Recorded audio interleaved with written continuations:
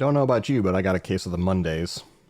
I'm not sure if I've ever recorded before 7 a.m. on a Monday. I am sure I have never. If you're joining on YouTube, I have the blinds down because it's so dark outside that you could see the reflection of my lights, and then you could see my back.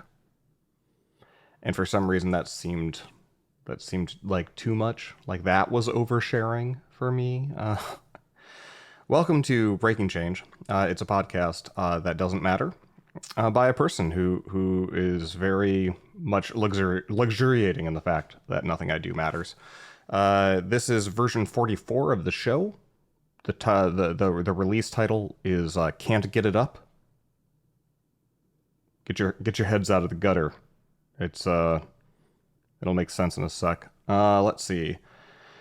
It's a weird lineup of stuff to talk. It's exciting stuff. I mean, like, there's like a lot of fun, Apple month is always fun for me because I'm a sucker and I buy new devices. But yeah, there's some interesting stuff to talk about that kind of runs the gamut today. And light news. Not a lot of interesting news in my orbit. If you get sick of the AI talk, I don't have much AI stuff to talk about. And I'm glad because I'm fucking sick of the AI talk. Let's get right into some life updates. Becky and I, we've been taking advantage of leftovers more. We kind of had gotten into this habit. I'm always interested in the fact that, like, whenever you create a process, even if the process is well intentioned, even if you adhere to it closely, even if you're mindful of, like, doing it well and being thoughtful about it and not overdoing things. Every process ends up with, like, externalities that are unintended. And one of them was, for us, at some point, maybe in the last year, we started trading off who makes dinner each week so that it would be equitable. And then the other person, empties the dishwasher the following morning, and then we swap every Sunday. And that means that, like, we kind of take turns making what we want to make for dinner, whatever, ordering our own groceries and kind of meal planning for the week. And then we're on the hook for dinner that week. And it's actually worked really, really well. The funny thing about it was, because of that kind of hard stop, we'd order groceries more frequently.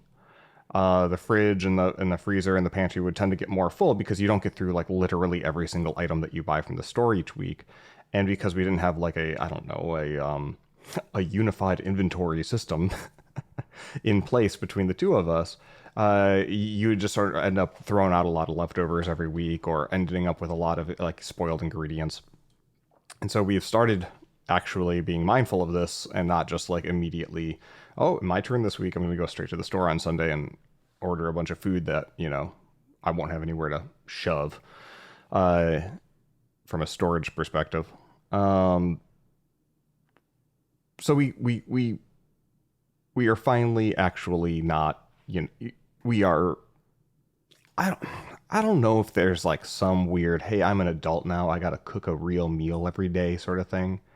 I don't know if it's something that was drilled into my head that there was, like, a moral superiority to fresh cooked food, as opposed to, like, yeah, we've got a shitload of food from, like, the last 4 meals that we cooked. We could just, like, reheat some of that.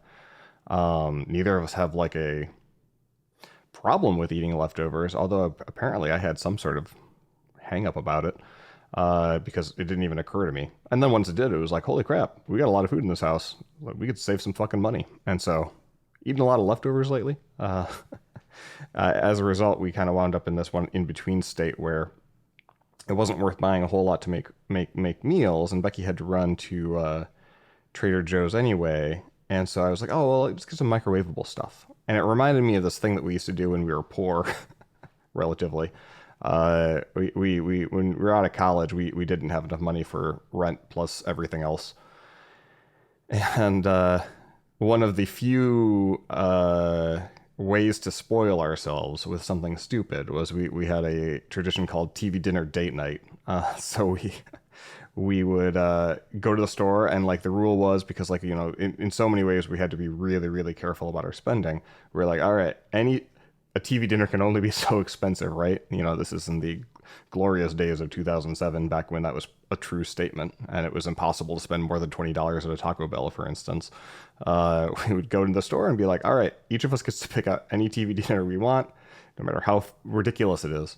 And because of the sort of paradox of choice of these seemingly infinite freezer aisles, we would wind up with something,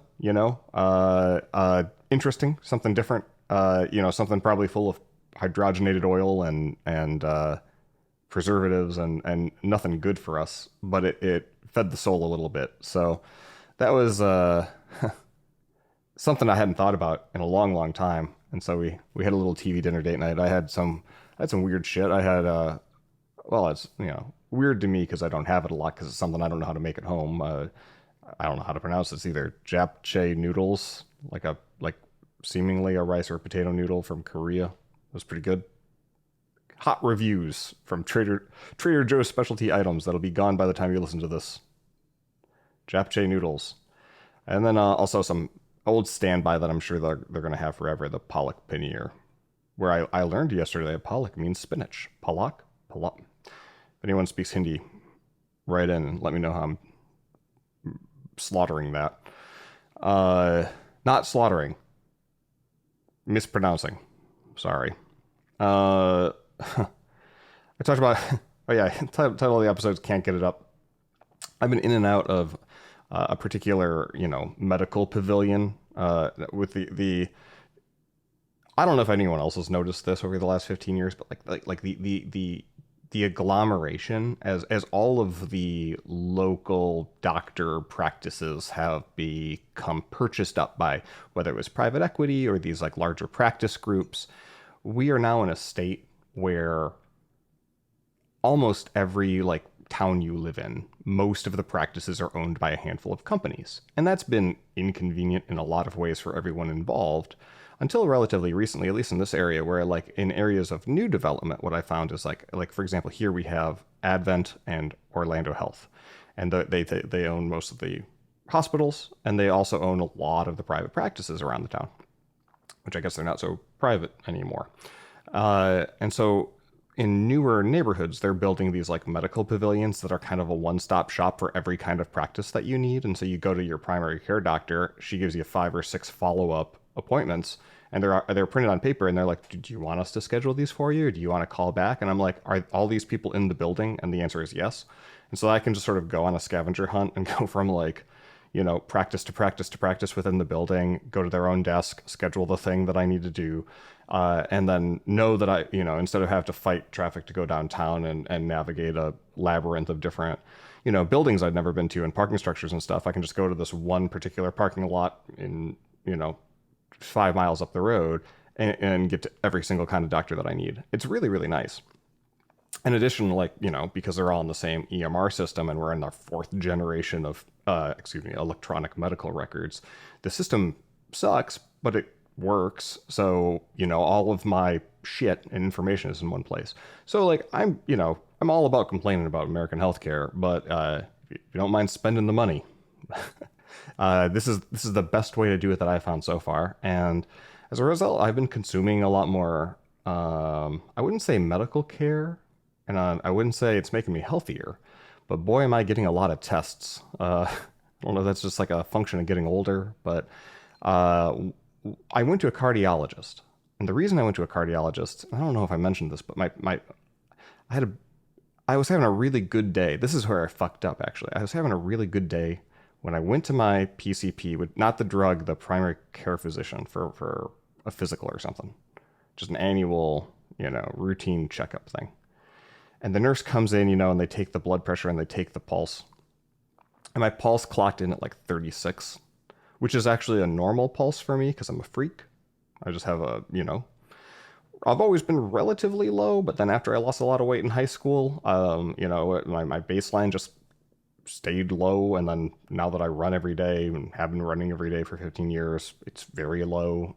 So I have a low resting heart rate, which is generally a good thing, but it might be a bad thing. So the nurse freaks out. Not, she doesn't freak out. She just goes, oh my God, and then runs out of the room. which is what you want to see at a doctor. You want to see that kind of sense of urgency. Doctor comes in. She's like, "Hey, you have it seems like bradycardia. We're gonna put you up to," which apparently is just a fancy way to say low heart rate. Maybe named after a guy named Brady. Maybe he invented low heart rates. I don't know. And then they put a whole lot of you know suction cups to me. Did a little mini EKG thing, and it confirmed that I have a low heart rate. No one's willing to take your Apple Watch data. I'm like, I've got one right here. It says I'm fine. I've got like all this track record right here. Look at how the heart rate goes up and then goes down naturally after every workout, and I can get it up and I can get it down. And they're like, well, you're gonna have to go to the cardiologist, and then go to the cardiologist. He signs me up for 4 more tests. I've got another one today, an echocardiogram, which apparently is like a sonar for your heart. I don't know, or ultrasound. Uh, so I go to the cardiologist. I'm trying to convince him that I'm fine. He's like, you seem totally fine. Here's 4 more things I want you to do. I'm like, I would rather not. He's like, well, but we're all conspiring in this building for you to hit this deductible this year. So we're gonna insist. So I came back for a stress test where the thing from the sitcoms, or if you've seen the movie The Right Stuff, where they put you on a treadmill and then they see how far you can go before you collapse. Whether what they were testing for was, could you get your heart rate up to what we think is your 85% maximum heart rate. I don't know what maximum means. I don't know if you hit the maximum, do you win? Do you die? I don't know. But the target they had for me was like 165 or 163 or something like that. I was like, my brother in Christ, I have not seen my heart rate go above 150 in a decade.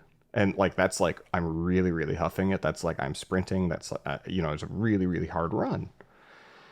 And you get on the treadmill. They wire you up. You got a weird menagerie of stuff coming out of you. There's no music. There's no like TV on. It's just kind of an awkward conversation where it's like, I don't really have a shirt on, and I'm talking to this lady, and she's asking me a bunch of questions about life and whatnot, while every 3 minutes the incline increases and the speed goes faster.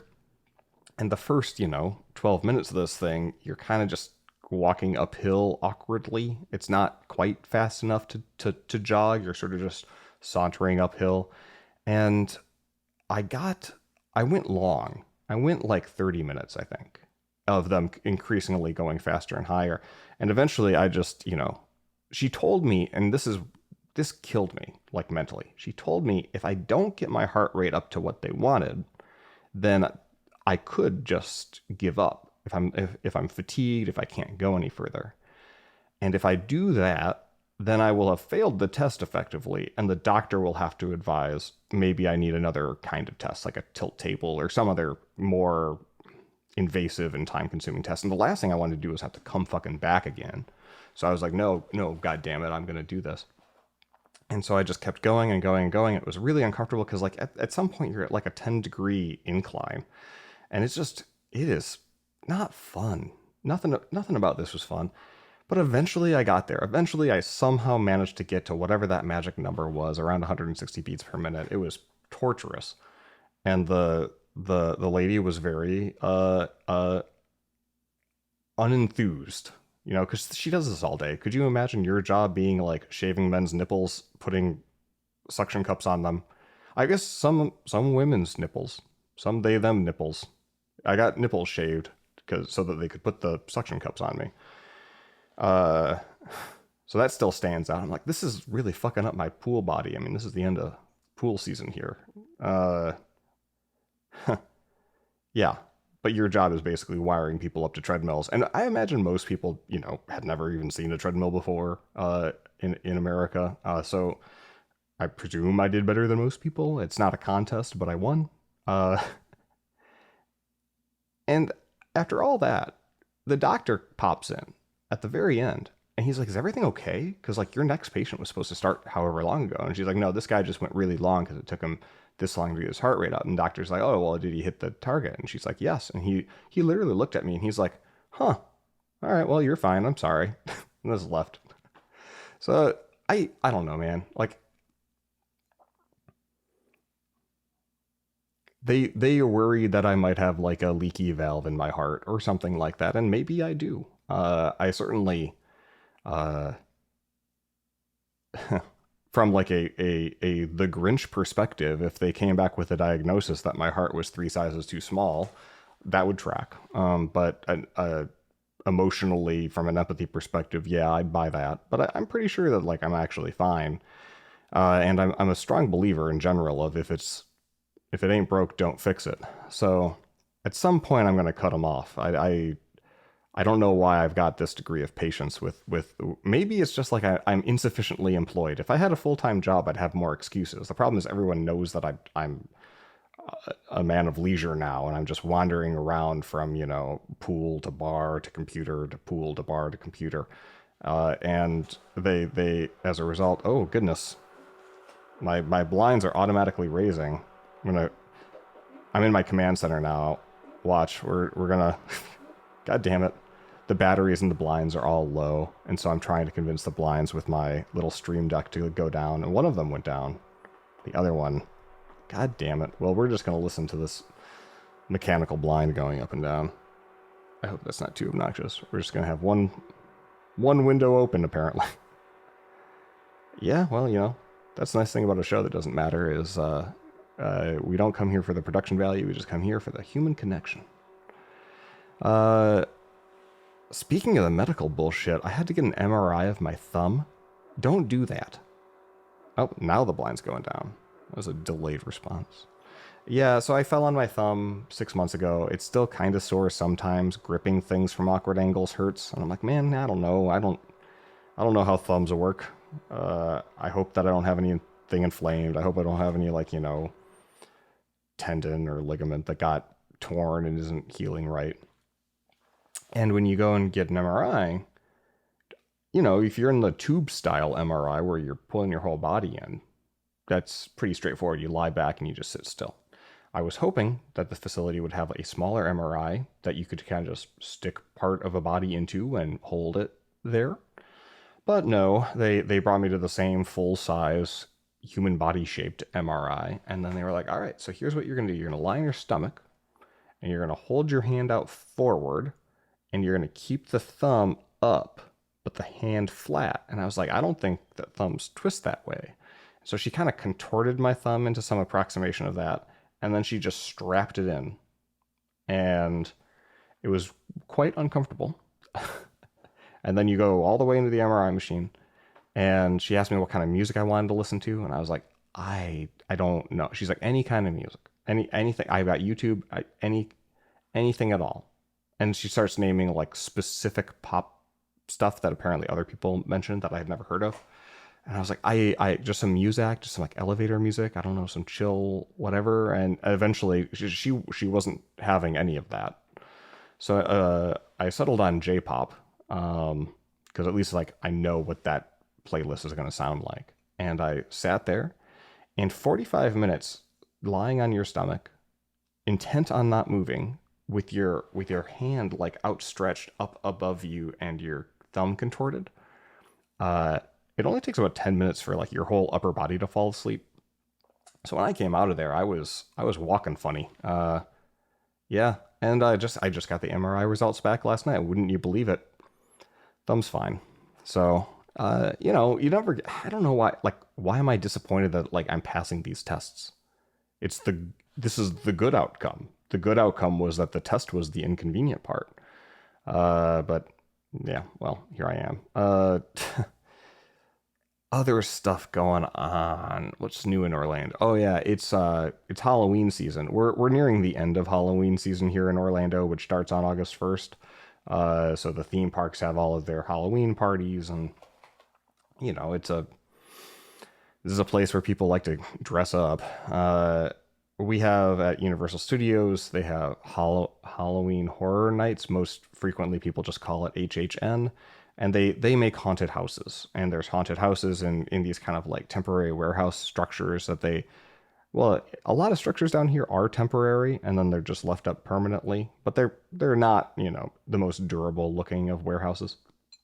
And I never really want to go. I don't give a fuck about this stuff. But it was my brother's birthday, and he and I are both fans of the Fallout series, and they have a Fallout house. And Becky saw the show, and she's like, "All right, let's do it." And so we went to see the Fallout haunted house, and otherwise wander around HHN. And Becky, she's a very brave person. She'll ride all the roller coasters, do all the high ropes, the death defying stuff that I'm too chicken shit to do.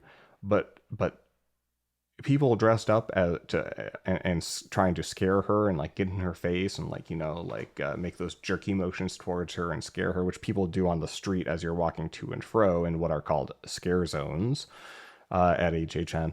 She will freak out. She just tenses up. She laughs uncontrollably, often at them, which just gets more of the response, frankly. Uh, Grabs onto whoever's arm next to her as if for safety. It's very, very endearing because it's so unlike her characteristic normally. But we go through the haunted houses. You have to go in a single file line. That's the rule. And there's sort of like a path, and everyone's just sort of walking that path. And because everyone's walking at roughly the same speed, there's kind of a cadence to it. So, people jumping around corners, they're going to get every, say, fourth person. So if you're in a party of 4, you're going to basically see all of the characters. You're going to see all of these sort of triggers that you set off as you go through these houses. And of course, they're very dressed up. I mean, it's a theme park, so they've got a pretty big budget. And the Fallout one was cool because they walked through the entire season 1 of the Amazon Prime series. Like all of the story beats from probably 5 or 6 of the episodes are like prominently, oh yeah, I remember that one, and so forth. Well, when you get in a single file line, you got to decide what's your line going to be. So it's like, well, Jeremy goes in front, and then we had another friend with us, and those two are in the front. I'll take up the back, and Becky wanted me in front of her because the first time she went to one of these, she I don't want this. I hope she's not embarrassed by this, but it she would have benefited from somebody behind her basically picking her up and just kind of propelling her through the rest of the experience so that she didn't have to rely on the locomotion of her own legs to get to the other side. And so I was effectively, my job when we were going through one of these is to like hold up her torso and just kind of continue through. And thanks to her strength training program, Build with Becky, I have the upper body strength to be able to do that when I need to. So I kind of like just grab her by the crook of the armpit and just kind of like carry her through as she experiences it. So she benefits because she gets to the other end, and I benefit because I have a human shield. So yeah, we had fun. It was a memorable experience. Jeremy has a friend who, a couple of friends, I think, who are in like, they've got this extremely elaborate circus style, circus trapeze, very, very cool show every night. So they got us some nice tickets, and it was, it was a great experience. I don't recommend it. I don't know why anyone likes spooky stuff. That's the thing about this town, is like everyone seems to really fucking love spooky stuff. They like the Haunted Mansion, they like the Disney villains, they like HHN. And it's like, I don't know, man. I apparently had too well of adjusted a childhood to really give a fuck. That's enough about me. Let's follow up.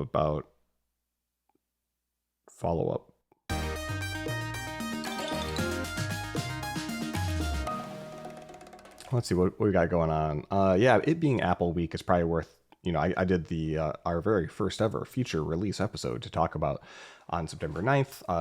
What Amazon, what Apple had announced at their keynote, and if you were listening to that, I put out, yeah, here's my proclamations of like my takes on everything that they just announced. Most of that ended up being factually accurate, and I'd say most of the impressions also have been borne out by both other reviewers and then me seemingly ordering every single one of the products and trying them myself.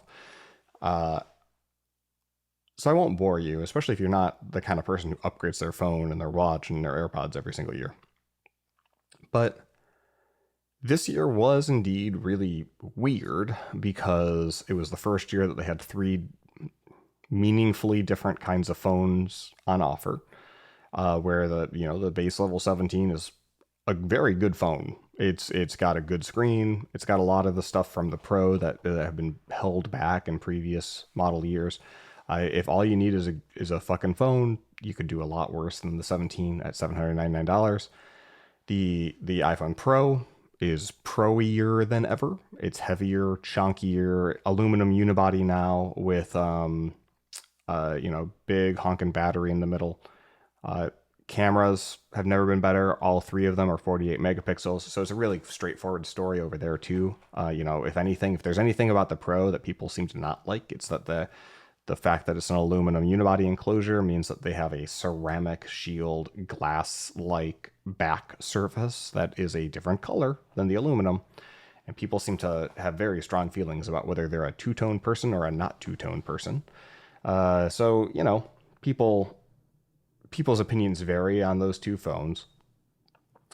I told you I was in for the iPhone Air, the new, not the 17 Air. I misspoke. Apparently just the iPhone Air. Maybe that's Apple hedging their bets that they don't want to necessarily make another one of these. Maybe they're just going to go from this Air, which seems like the rumor mill kind of said this thing is basically a prototype this is to force them to come up with the technologies that they need from a miniaturization perspective to be able to make a foldable iPhone that would be up to their, standards. So maybe next year they just go full foldable. Maybe the Air becomes foldable. Maybe they call it the Ultra and it's $2,000. Who knows? I thought that I would like the Air the most. I got an Air and a Pro, and I planned on returning one of them based on that, experience. I didn't expect to love both of them and want to have two phones. But I am holding on to my 16 Pro, or at least that's my plan, to use as a test device now that I'm a real Apple developer. Which, sidebar, if you develop on Apple platforms, what the fuck do you call yourself? People say iOS developer when they really mean all of Apple's platforms. So if you primarily do Mac or iPhone development, you might call yourself a Mac developer or an iOS developer. But I want to just make a single app and deploy it to all the things, right? So does that make me an Apple developer? But that sounds like I work at Apple. So if you have any fucking clue what I should call myself, write in to podcast@searles.co. But in general, the iPhone Air, it's thin, it's light, two things that I've very frequently griped about as wanting my phone to be. And the thing I like least about it is probably that it's got this titanium frame for the sake of durability and bend resistance, which is a little too heavy, and a full glass back, which is also probably a little too heavy. I think this thing could be significantly lighter. But once you hold it in your hand and realize this is not only significantly lighter than most of the other phones that they've sold for many years, but it's also a 6.6 inch quite large screen. That weight is distributed over a large enough surface area that in the hand it feels a lot lighter than I expected it to. So, which is, hey, I'm not going to complain. You hold this thing and it's just a very pleasant to feel device. Something about that width, holding it sideways, grabbing it with just two fingers, using the camera control when you're taking a sideways photo. The first selfie I took with it, I accidentally held it up sideways before realizing the new selfie camera, of course, has the square sensor, so you may as well just take that landscape photo holding it vertically in a stable hand position. I had actually no problem holding it sideways. There's people are talking about it it seems very durable, but it everyone's impression is it feels so delicate, or I'm afraid of letting my kid around it, or it's gonna get lost in the couch cushions. People having these kinds of conversations. This thing's durable as fuck. It is absolutely fine. If anything, if the only durability problem I've heard about any of the phones is that the new iPhone Pro, because they chose anodized aluminum and because they chose to not have a chamfered edge around a heavily rounded edge around the plateau. That anodized material isn't bonded properly or sufficiently, so it's going to absolutely scrape off. If you've ever got a coin in your pocket or keys in your pocket, that whole little rim around the plateau is absolutely going to have whatever coloring is on it shaved right off. That sucks. That's probably the biggest durability clusterfuck of the entire lineup. So don't worry about the iPhone Air. It's super durable. It's really just, do you want a light and thin phone? And oddly enough, it seems like the biggest question mark is like, can you survive without the ultra wide camera? And I really, really hate the ultra wide camera. I hate the fisheye look. Oh wow, man, we're just going through the whole like morning routine here. My computer just changed to light mode from dark mode because it was, I guess, sunrise, and my face became very illuminated. Sorry for all of the visual explanations of what the fuck's going on in my semi-automated domicile, unless you're watching on YouTube, in which case now you get a narration of the relatively inconsequential and boring things that you're looking at, mostly just being my face. In any case, though, you know, the TLDR is I don't like the ultra wide camera. It is fisheye lensy, and if you pull it in from that 0.5 to a 0.7 or a 0.8, it's just cropping a fisheye lens perspective. It still looks warped and distorted. You're gonna capture way more pixels at the sides of the image than the center of the thing that you want. Women seem to like it a lot. My theory there is that like it makes the target of the image appear to be extremely tiny. And when you zoom in and you consider what percentage of pixels are actually the person or the subject of what you're taking the photo of, it's like a very small number. So it's appropriate for like making hotel rooms look big and very little else. I don't miss that at all. In fact, I don't miss macro mode at all because macro mode also would use that same fucking lens, just because it had a what would you call that, the focus, the focus plane is like significantly closer, so you could get closer to something with the ultra wide and have it be in focus, whereas you have to pull back a little bit with the 1x camera lens, even though it's a higher quality lens. You'd pull back enough that the macro effect wouldn't be as pronounced, right? So not having macro mode, I don't have to like turn macro mode off every single time. That's basically been my only experience with this camera that's been different, and it's an improvement to have just the one. I'll miss the telephoto lens at some point or other, but frankly, when I go back and I look at all of my videos that actually do run between two lenses from one to the other, the hitch between the lens change as you zoom is really kind of shitty. So I don't know, man. Some people need it. I don't think I'm gonna miss it actually. If you're only gonna keep one camera, you keep the highest quality camera you got. Okay, it's totally worth the trade-off. Battery life seems fine, but I mostly keep mine on the charger most of the day. I also am not on my phone all the time, intentionally. I've had a shortcut for a long time. Oh, by the way, there's this new adaptive power control thing that ships with iOS 26. On these new phones, at least the iPhone Air, that adaptive power is turned on by default. So I had a to-do to go and like hunt it down. What it does is basically it analyzes how you use the phone, and then it will intentionally like in the background turn off things that you might wind up not needing or might be consuming a lot of power dynamically. So like rather than the low power mode, which really does cut off a lot of things to the point where it can be a little bit inconvenient, it'll just cut off the things like kind of dynamically based on your usage to minimize the impact and the inconvenience to you, but to maximize the amount of actual battery savings. That's what it says. But if you really want to make your iPhone battery last, what I've always done since it's been supported by the Shortcuts app is set up an automation where if my battery drops below 50%, I just go automatically into low power mode. And that's a way to make your battery last for, functionally forever. Because it's really unlikely that you're going to burn through low power mode that last 50% inside of a day. Yep. So liking the Air more than I thought I would. The watch is so boring. Other than the 5G, which you can barely ever tell when the watch is actually connected to cellular. So how are you going to really appreciate the difference between the cellular LTE and the 5G? I don't know.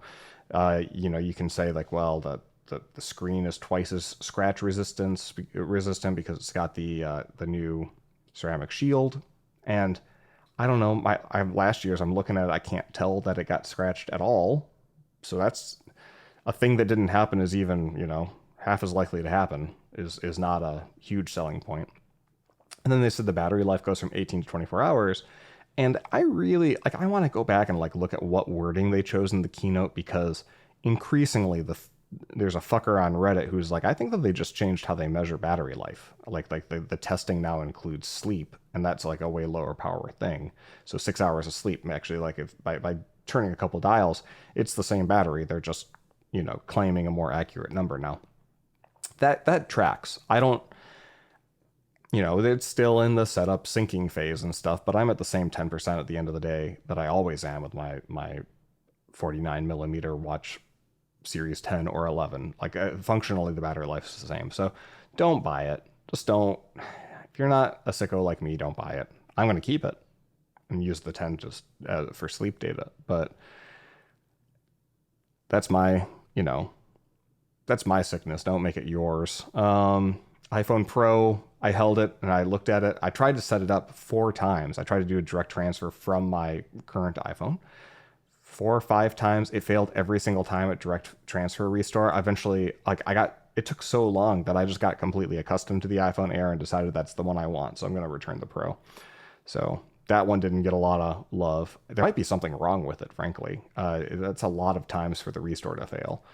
Becky picked up her Pro. I actually got this on camera. Maybe I'll post it. She picked up the Pro. She opened it. She's like, that is a chunky boy. And then she's like, can I hold yours? And she holds the Air and she's like, this feels really good. So she was disappointed enough in the moment that I actually like courier ordered an iPhone Air for her, and it was there within 2 hours. And she has been delighted ever since, and has not thought about the Pro. So I suspect that's also going to go back. So we're going to be an Air couple. That means that like we're just going to completely lack a 0.5x lens and a 4x lens. How will we survive? He asked, actually somewhat earnestly. What about that one time I really need that telephoto photo? I don't know, man. I'll just have to make do. Yeah, the selfie cam is really the best thing about any of these camera systems. Like if you have a friend with one of these, or if you get one of these, playing with the selfie camera, the pictures look really good. I mean, before there's just so much noise.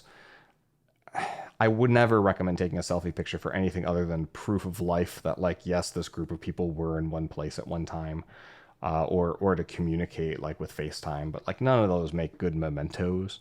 This one, frankly, like, anyone who, anytime you'd want to turn the camera around and then sort of just guess at a photo previously, which we would do pretty frequently, and just kind of pray that we get everybody in frame.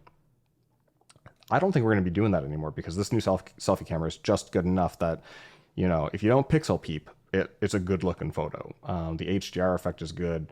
The color is good. It seems relatively low noise. The only thing that people are really asking for is it would be really nice to be able to take a picture that captures that full square sensor. And I agree, that would be nice to have a full, they call it an 18 megapixel sensor, but that's not clear to me, because I haven't looked at the resolution of the photos. 18 megapixels at like either the widescreen or the horizontal or vertical aspect ratios, or is it 18 megapixels the entire sensor? I'm unclear on that, but regardless, it would be really great to be able to capture that whole square sensor. The video takes advantage of that sensor basically to provide like always on optical. Yeah, I guess optical image. Well, the definition of optical image stabilization is like actual moving component. So I suppose they have that as well. Oh, do they have that? Maybe they don't have that. Regardless, I'm always so worried about the nomenclature. Who the fuck cares? Basically, it'll just stabilize the video. You're going to walk and talk, and you're going to look nice and stable instead of bouncing around, which that's only a good thing. So that's pretty much all of the Apple stuff. I would love to tell you more about the AirPods, but mine never fucking came. I couldn't believe it.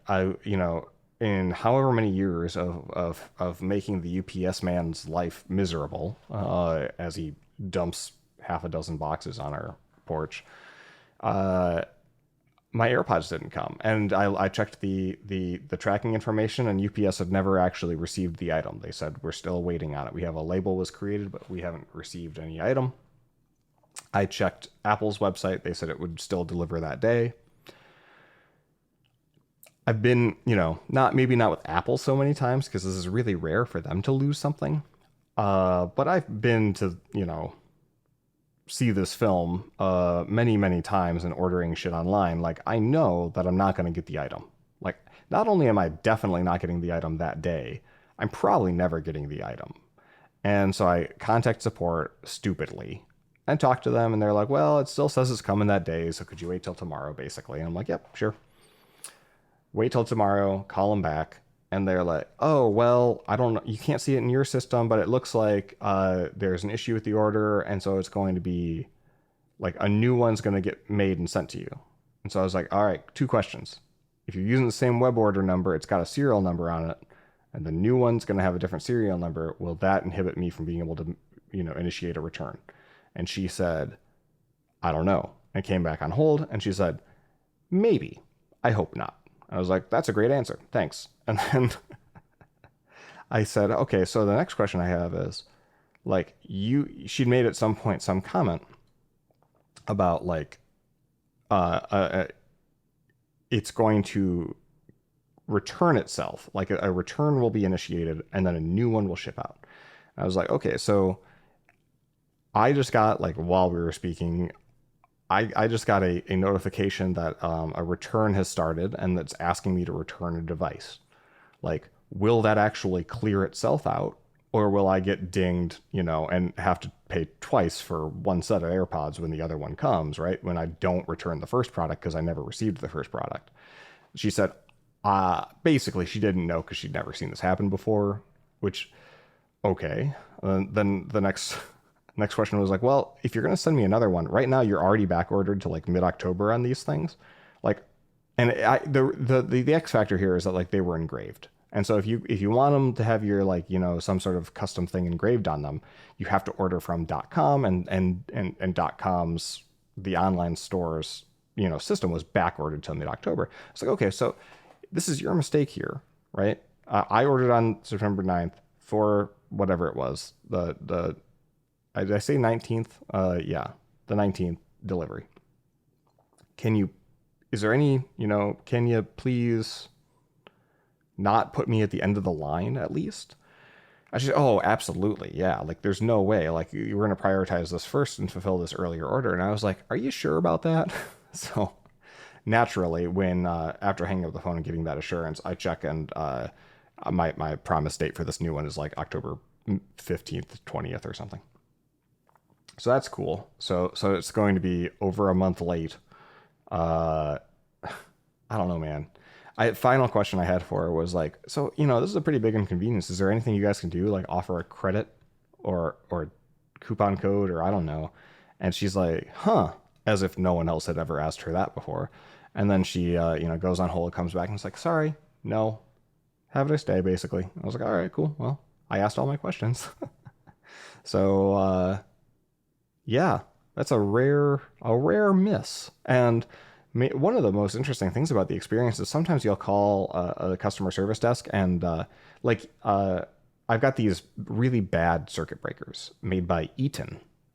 Eaton makes electric panels, a lot of electrical equipment, and their breakers are notorious for being shitty. They had like a 3-year stretch where the breakers basically just didn't work.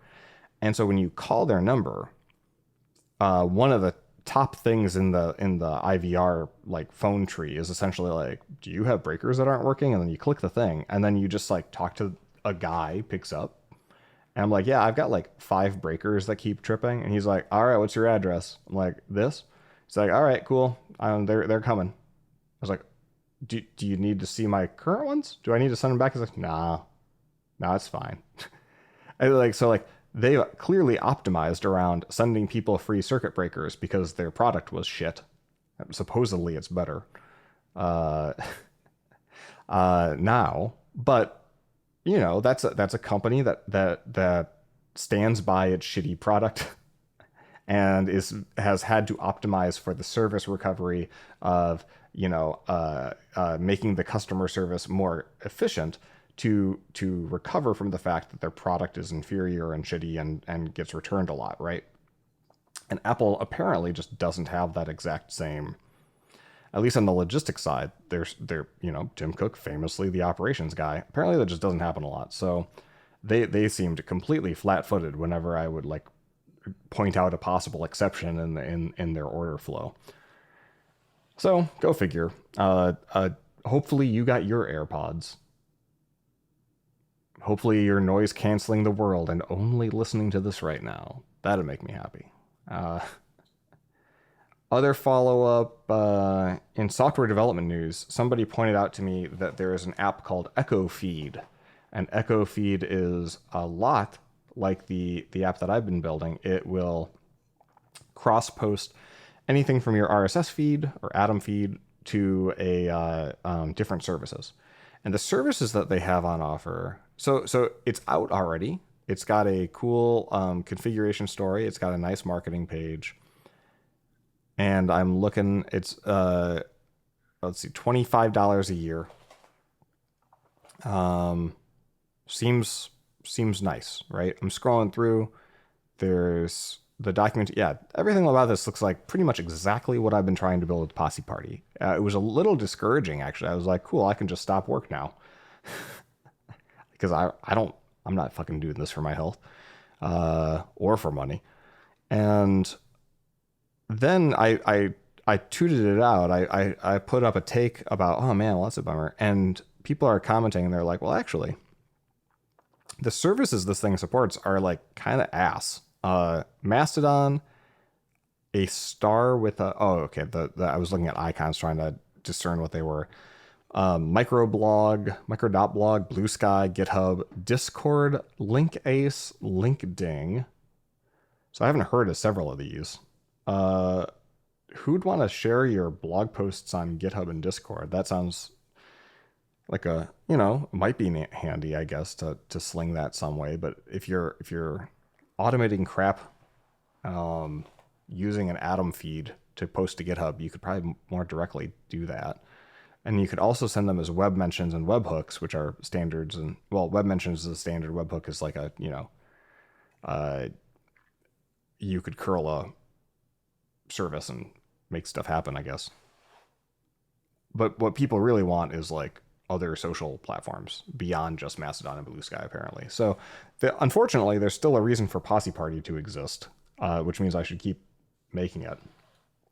And I'm at that really awkward point now where it works perfectly fine for me and my purposes. And I don't see a path forward to making this a hosted platform that makes me a lot of money. I see it as being a bigger drain on time and resources and support if I go down that route. And so I'm trying to figure out, well, how do I cut my losses here? Like, do I open source it? Do I put it out in a non-commercial license and let people just use it and then offer up a commercial license to anyone who wants it? Do I make it a hosted solution where you can host your own as like a self-hosted thing? And if I do that, then like I gotta pretty aggressively pare back on the number of dependencies that it has, right? So that like I ask you to self-host it, but it depends on an email server running. Like that's extra steps that aren't really necessary for the app to function. So that's more development work to do. Do I try to sell the self-hosted thing at a fixed price? I don't know. Or pay what you want? I don't have strong opinions about that. And if you do, write to me, podcast@searls.co, and I'd love to hear them. Even if you don't want it shared on the show, I would actually just love to hear more opinions on that. Because this seems like the kind of product that people, won't be willing to spend more than $10 or $15 a month on.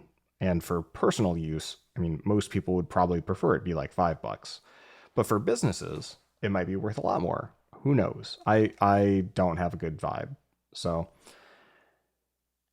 I'm still cranking away on that. I really want to get it over the finish line. I'm at the point now where like I think that this thing should be public. I think other people should be allowed to use the thing that I made. But I'm in that buttoning up phase, the last 10% taking the other 90% of the time phase, and it's exhausting because I'm emotionally I'm so over it, and I never really cared about this thing. It doesn't feed my soul in any way, And yet, I still can't just ship absolute shit. I want to make sure that it works, and I want to make sure that it's documented well enough that people can figure it out so that they don't call me. Yeah. So if you got any if you have any opinions on how I should distribute this application, let me know. If you wanna run this yourself as a business and you just want the source code and you want to run your own hosted thing and have it be a traditional SaaS app, also feel free to write in, and I'll gladly hand it to you. Let's see. Only other follow-up, I'd mentioned switching to Fastmail. I've had an awesome experience so far. Fastmail is fast. The search is really good. It interacts really well with the iOS Mail application, so it's got like a very much faster IMAP connection than Gmail ever did. Nothing to complain about really about Fastmail, although I was blown away to see that it actually dropped an email. Like, my wife tried to email me something and she got a mailer daemon response back saying that from Fastmail saying it was not deliverable, but with all of the IP addresses and stuff all being like localhost 127.0.0.1. And, you take the big mailer daemon. Do we say daemon or daemon for that? I don't know. I like daemon. I like imagining demons more. So you take the mailer daemon, you chuck it into ChatGPT. You got the pentagram. You have a little seance. And ChatGPT came back and like, yeah, this is 100% has to be inside of Fastmail's servers. Like, this is their fault. So I opened a Fastmail ticket to be like, hey, just so you know. And the message does say, we will retry this. And we kept an eye on it. The only reason I know about it is Becky forwarded that daemon back to me to my Gmail account, so I got it. And I never got it. So I opened the account, or opened the ticket. They said they'd escalate. I never heard back. Just an FYI out there, I've heard nothing but nerds saying that Fastmail is perfect and wonderful and nothing's ever gone wrong. And here I have been using it for like 10 days and it's already lost an email from somebody I actually know. So that's concerning, because what about the emails it's lost I don't know about? That's how we roll. So that's all I got to follow up on, other than Live Translate, by the way. The new, all the AirPods, 3, 2, 4, Pro 2, Pro 3, and regular 4 AirPods have the Live Translate feature with the gesture that you like hold both the stems simultaneously to initiate it. You have to, or you should download the language packs first. But the languages on offer include a smattering of, like I was joking, everything that they taught at your high school of like, French, German, and Spanish. But also Brazilian Portuguese, which is really handy in Orlando because there are a lot of Portuguese-speaking Brazilian people here. So I can't wait to turn this on and listen to what my cleaners are saying about me all day, and then probably that's going to take me to a real dark place, actually. So speaking of dark places, let's make some time for the pun, where Aaron will take us to a dark place with a pun that's going to make me real unhappy.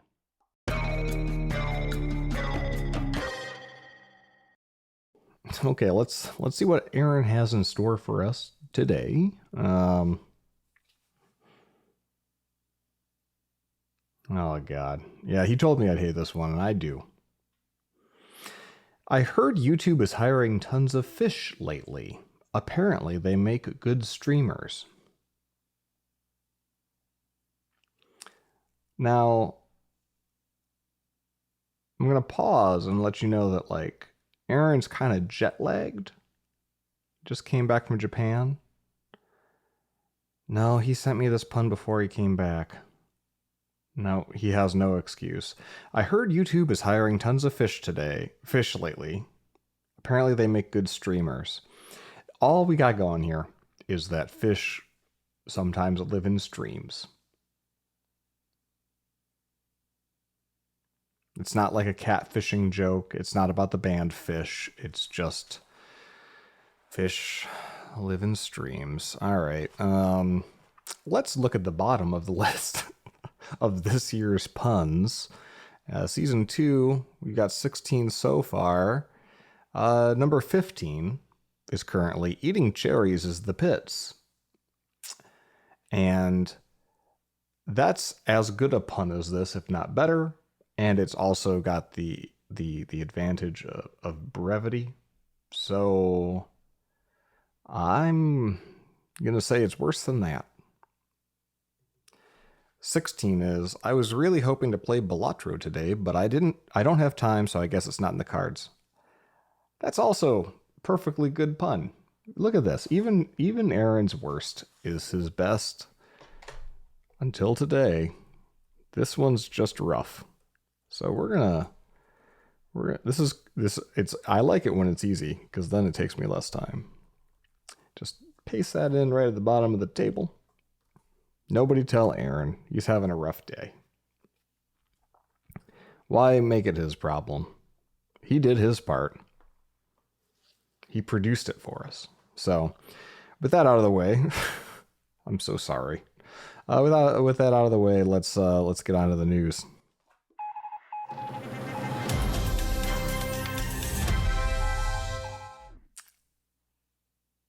Headline: a scuba-wearing restaurant robber swims away with cash at Disney Springs. The Sun Sentinel reports that Disney Springs, the shopping mall by my house, that's part of the greater Walt Disney World Resort. It's the only real thing in Disney World that you can go to without a ticket, and so you get a lot of the general population showing up. Free parking. It's actually really lovely. It's a nice outdoor mall, and my least favorite thing about indoor-outdoor malls usually is that it's a lot of stores and only a couple good restaurants. And what I do like about Disney Springs is that it's inverted, so it's like lots of good restaurants and a handful of stores is kind of more how it feels. So yeah, there's a lot of good eats up that way. And there's two restaurants. One is the Boathouse, which we're friends with a lot of the staff now. It's the highest, if not one of the top 5 highest revenue restaurants in America. They turn, I think, 2,000 tables a night. Like they are an operation. The Boathouse is also like amazing because the food quality is great, the servers are great, like the whole experience is really nice. Probably the best restaurant in terms of just like, do you want, like, whether you want a $20 burger, good overly boozy cocktail, or like the steak is also excellent. Like it runs the whole big menu, not like Cheesecake Factory big, but big menu. Everyone loves the Boathouse. It's always packed. Disney owns another restaurant there, so that one's third party operated by Gibson, I think, the Chicago brand. Disney owns another restaurant. It is on a old timey steamboat thing that's always permanently parked next to the land. It's currently called Paddlefish. It's gone through a few different iterations over the years, and because it looks like a boat, most of the diners who wind up there think that they're at Boathouse, because it never fully books up because the reviews are really bad. I went there for a cocktail once, and the cocktail successfully had booze in it, so it did its job. But yeah, I've heard nothing but like mediocre things about the food itself, and so people who eat at Paddlefish normally think that they're eating at Boathouse. That's pretty much how that goes. This motherfucker, took advantage of the fact that there is a gigantic body of water next to Disney Springs that's got, relatively public access available to swim up to places with bypassing the security and the parking and all that. He apparently just dressed up in full scuba gear, swam to shore, climbed onto this boat, held management and staff like effectively hostage, had them open up, if not the safe, then some cash store, so took money, and swam away. And that's just like an attack vector that I don't think anyone ever anticipated. And it's a perfect example of the kind of thing that you have to wonder, do you do a comment? D.W. Deming had a thing in the Toyota production system in terms of how to improve quality to a line over time. And he had a thing called common cause versus special cause analysis. And my understanding of it was that, like, when something bad happens, something blows up on a line or whatever, it's before you apply some sort of systemic fix to it, you have to ask, was this a common cause event or a special cause event? Like, is there ever going to be another scuba robber guy? Well, there hasn't been for 30 years until today that we know of, but also this one was reported on, so maybe we'll have copycat scuba people who think that this is now like a successful thing. But we don't have any evidence of that yet. So it's more likely a special cause event, like this is just a one-off and we should treat it as a one-off and we should not invest the time and deal with the unintended consequences of a process change here, would probably be what I imagine Deming would say. And so he realized, let special causes just happen sometimes because life comes at you fast. And until it's clear that, like, it's a common cause event, like, you know, it happens multiple times, it happens in predictable ways, we can see it coming, you know, like if it's just a one-off, you can't predict when it's going to happen, you can't necessarily know what the solution is going to be in each case, you can just guess. And when we work off guesswork, we usually don't wind up with great solutions. And so my hope is that, like, you know, this isn't going to be like the shoe bomber thing where it's like for the next 15, 20 years, everyone has to take off their shoes at airports because one guy had a bomb that didn't work as he was trying to land in DTW in his shoe. We'll see. I don't know. Scuba is hereby outlawed at Walt Disney World. No swimming allowed. You're already not allowed to swim in these things because that kid that got ate by the gator. You're not supposed to swim in any of the bodies of water around Disney World because you can't stop gators. You put a fence up, you're gonna have a bird carrying a gator egg, and it's gonna drop, not Gatorade, a gator egg. It's gonna drop it in a pond, and then you're gonna have gators. Or like little baby gators, they're gonna get through the gate, and then they grow up in the pond, and then they're big gators. You're gonna get gators. It's gonna happen, and that's why Disney doesn't want you to swim anywhere. Not for your sake, but for the sake of lawsuits. Next story. I wrote the title as India is Fucked by Manish Singh. But the actual title looks like IndiaDispatch.com, and the post is Hollow at the Base. And I think IndiaDispatch.com, despite sounding like a real journalism thing, it seems to be a Substack. Yes, by one person. Good name, though. Effectively, it's what we've been talking about. This is AI adjacent, I suppose, but like because of the troubles, the turbulence in the job market right now, India's entire economy is just like very precariously positioned, where you have a upwardly economically mobile population, where like the best of the best in India's schools. They go on like I remember working with somebody in 2007 or 8, an Indian American immigrant. So like, look, the Indians that you meet in IT who make it to America are like the best of the fucking best. Like, this is how hard and she explained the whole kind of career path to me. Because, like, frankly, like, the ones that I worked with were all goddamn operators and really fucking good. Like, the number of boxes you have to check. Like you grow up and your mom implants in you this dream of like either you become a doctor or you go to work for Microsoft someday. Like, those are the two zeniths for her that she described. And the idea that you would get a foot in the door at a, you know, American software company, and the, you know, not a market rate, but a fair rate. You know, if you're on an H-1B visa, you don't have to pay market rates. That's what part of the reason why they're so popular. There's a lower burden in terms of what the threshold for minimum compensation is, in order to kind of balance competitiveness with the attractiveness of being able to use foreign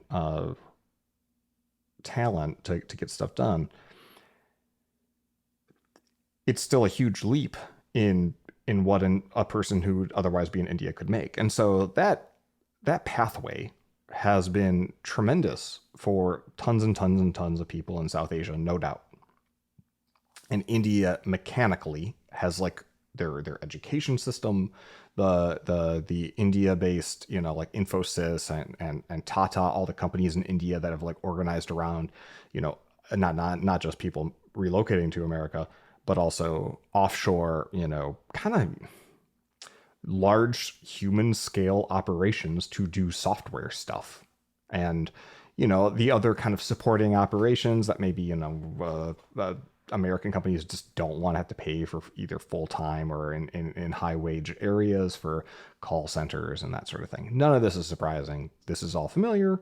It's just important to note that like this is where, if we think, I don't know, close your eyes and imagine, I guess like 7 to 10% might have some sort of tech related job in America. I have no idea if that's true, but it feels truthy. Like, I have to imagine those percentages are much higher in India once you separate out like, villages and like really, really deep areas of deep entrenched poverty. So they really are dependent on tech, and the tech jobs that we tend to give them tend not to be the most glamorous and juicy and nicest. And I say we, meaning like American corporations. It's like for anything offshore, it's stuff that you can time shift. It's stuff that like, you can afford. You're trying to get a deal almost inherently, like, right. So because of the arbitrage of labor being cheaper in India, which of course that gap has also been narrowing as we're in decade 3 or 4 of this phenomenon. Now that the wage gap is narrower, but it's still something there. So if you're going to engage India, an Indian firm, to develop software or do something in tech, you're probably out to get a deal, which almost implies like you're not necessarily going at, trying to spend your way to success and greatness. And so they tend to get a lot of shit work. And I saw firsthand how a lot of Indian American immigrants or people here on visas temporarily to work in tech in America were often treated like second class citizens. And it was something that I would always do my best to work against when I was in a position of leverage as a consultant. Well, AI come at you, and it's real bad. I have talked to a couple of friends, one in India and one from India, and it's just however bad we think the job market here is in tech is borderline cataclysmic, is how it's been described. So I wanted to link out to this guy because it seems like a kind of good synopsis of just like the stakes here with if we think junior developers, right? Same kind of thing. It's like, well, those people aren't getting jobs, right? So we're not necessarily hiring a bunch in India, and the Indian firms are having to respond. So you see, one of the pull quotes I grabbed: "What's happening now isn't a cyclical downturn, but a fundamental rupture, most visible in the collapse of entry-level hiring. In the 2023 fiscal year, the top 4 IT exporters hired a combined 225,000 fresh graduates. By fiscal 2024, just 1 year later, that figure had plummeted by 70% to just over 60,000. That's a pretty big fucking drop. Now, granted, sometimes you do have a shock to the system, like we did at the great financial recession thing, the Great Recession, whatever we decided to call it in 2008. But the thing is, like, that's like just a straight up market, like you said, cyclical downturn. Like, yeah, it really sucks if you graduated college in 08 or in 09. But then it came back. There's just no sign that it's going to come back here because, like, it's not a cyclical thing. It's like, this is a real problem.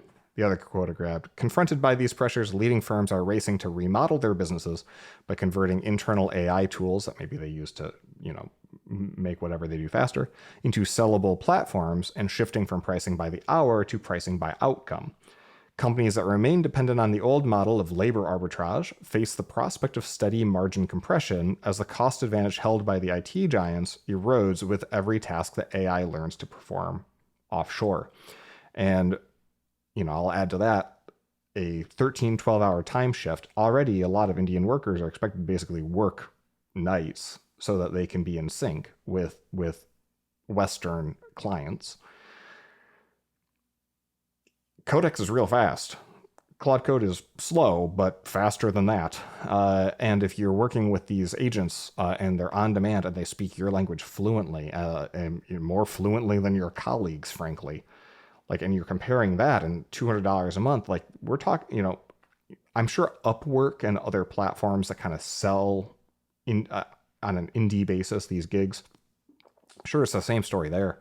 So that's heart goes out to folks who anywhere in the world who work their whole fucking life to learn something and to get good at something, and then have the rug pulled out from under them because of market forces and external factors that are so far outside their control that they're just getting goddamn sideswiped right now. But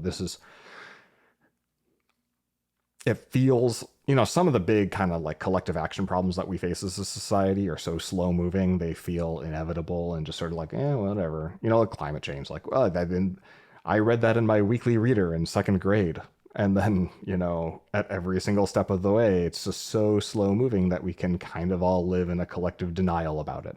The AI stuff, and when we first heard this in 23, I'd say 2023 was when, like, the AI researchers and the open AI people and the early kind of AI startups that were breaking through consciousness, they were saying, hey, in 5 years, we're going to be in a very different place. People resisted that naturally, I think, because a lot of tech people say that we're going to be in a different place in 5 years, and we rarely are. Nothing ever really changes. Well, 5 years from then is 2028, and we're already in a pretty fucking different place. It's affecting stuff now. So I don't think we're going to be at like artificial general intelligence, but maybe it feels to me like a good exercise is to see where's the tip of the spear. Like, climate change is a good example, right? If a tsunami wave were coming and it's wiping out, South American countries first, we'd want to look at that and see like, okay, so how is it affecting them? How bad is it there? How are they responding? What's working for them? What's not working for them? Like, learn from the experiences of other places first that are affected earlier, so that when it comes for us, we've got some more evolved way to respond than to just also make it up as we go. So because this is affecting India so acutely, so dramatically right now, I hope it's an area where people outside of India as well express some sort of level of interest and curiosity and understanding, like, what exactly are not just the ramifications, but the successful strategies for dealing with it.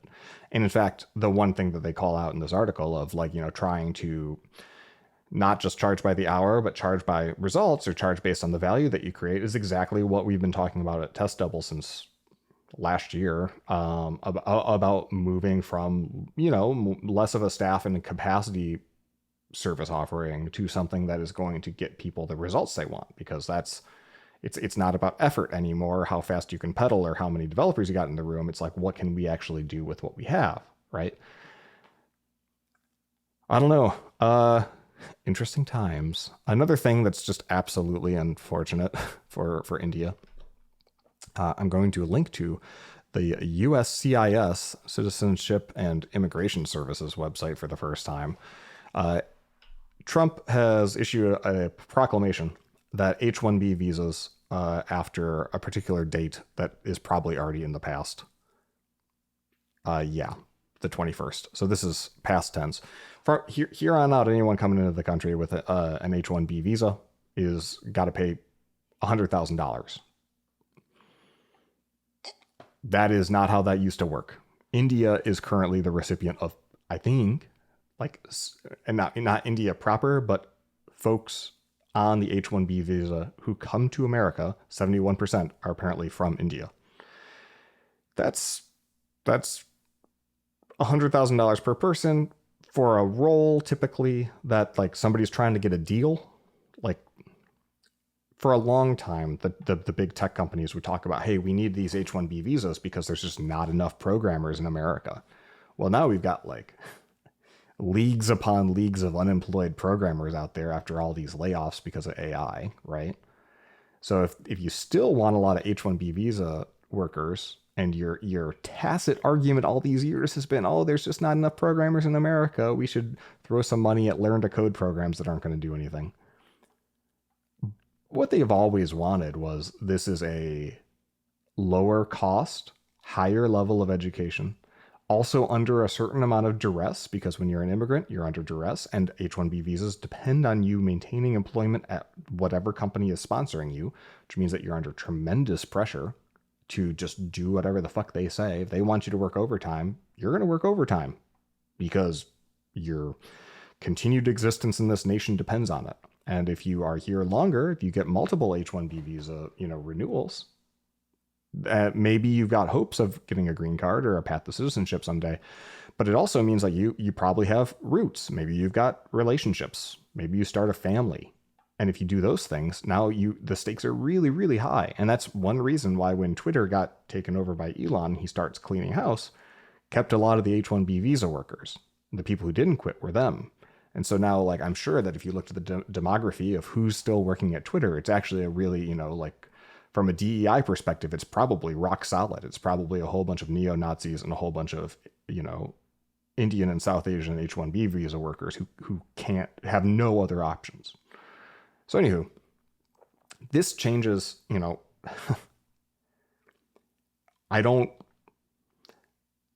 in the absence of everything else going on, and if you were to divorce it from who was president at this particular moment, I'm not sure how I would feel about this policy. You could frame this policy in terms that actually make a lot of sense and solve problems that we were arguing about 10 years ago about the distorting effect that the H-1B visa program has on the tech industry. All I know is that by doing it right now, it's probably going to I just juxtaposed these two stories for a reason. It's going to drastically accelerate a downward trajectory for India's economic prospects. And it's, in the short term, maybe, who's to say? It's unclear what effect it'll have, other than in the very, very short term, a lot of chaos, unfortunately, for the people affected by it. God forbid you were on vacation on the 19th or whenever this proclamation went out and you had to get back into the country. Amazon put out guidance saying, like, do not leave. And if you are out of the country, I know it's short notice, but get the fuck back here before Sunday. Anyway, I got another a double barrel shotgun of things to talk about. In the news I don't normally touch category, trad wives. These this trend of there's TikTok trends like soft living, like women who don't want to work going viral because it's countercultural and in the sense that it's like, really good rage bait for people who have opinions about how other people should live their lives. The stay-at-home girlfriend videos. And then specifically in the conservative movement, the trad wives or traditional wives, I don't know what you call it, meme, I guess, of women who are very like loudly defending, advocating for the traditional, quote unquote housewife, kids, homemaker role and standing that up and like the a lot of like the late Charlie Kirk would talk about like the family values kind of the family unit and the traditional moralistic structure and the benefits that conveys and the ailments that society has today and that we wouldn't have them and so forth. This article by Prospect Magazine, UK magazine, is interesting because it points out that everyone alive today might think that having a stay-at-home woman was like the traditional and way things have always been, but all actual historians and research indicate the opposite. So I'll take this pull quote. Rather than being a historical relic, the housewife was in fact a Victorian invention. It became a veil to hide behind for men who wanted to reserve the best paid jobs for themselves, rather than compete with the female half of the population.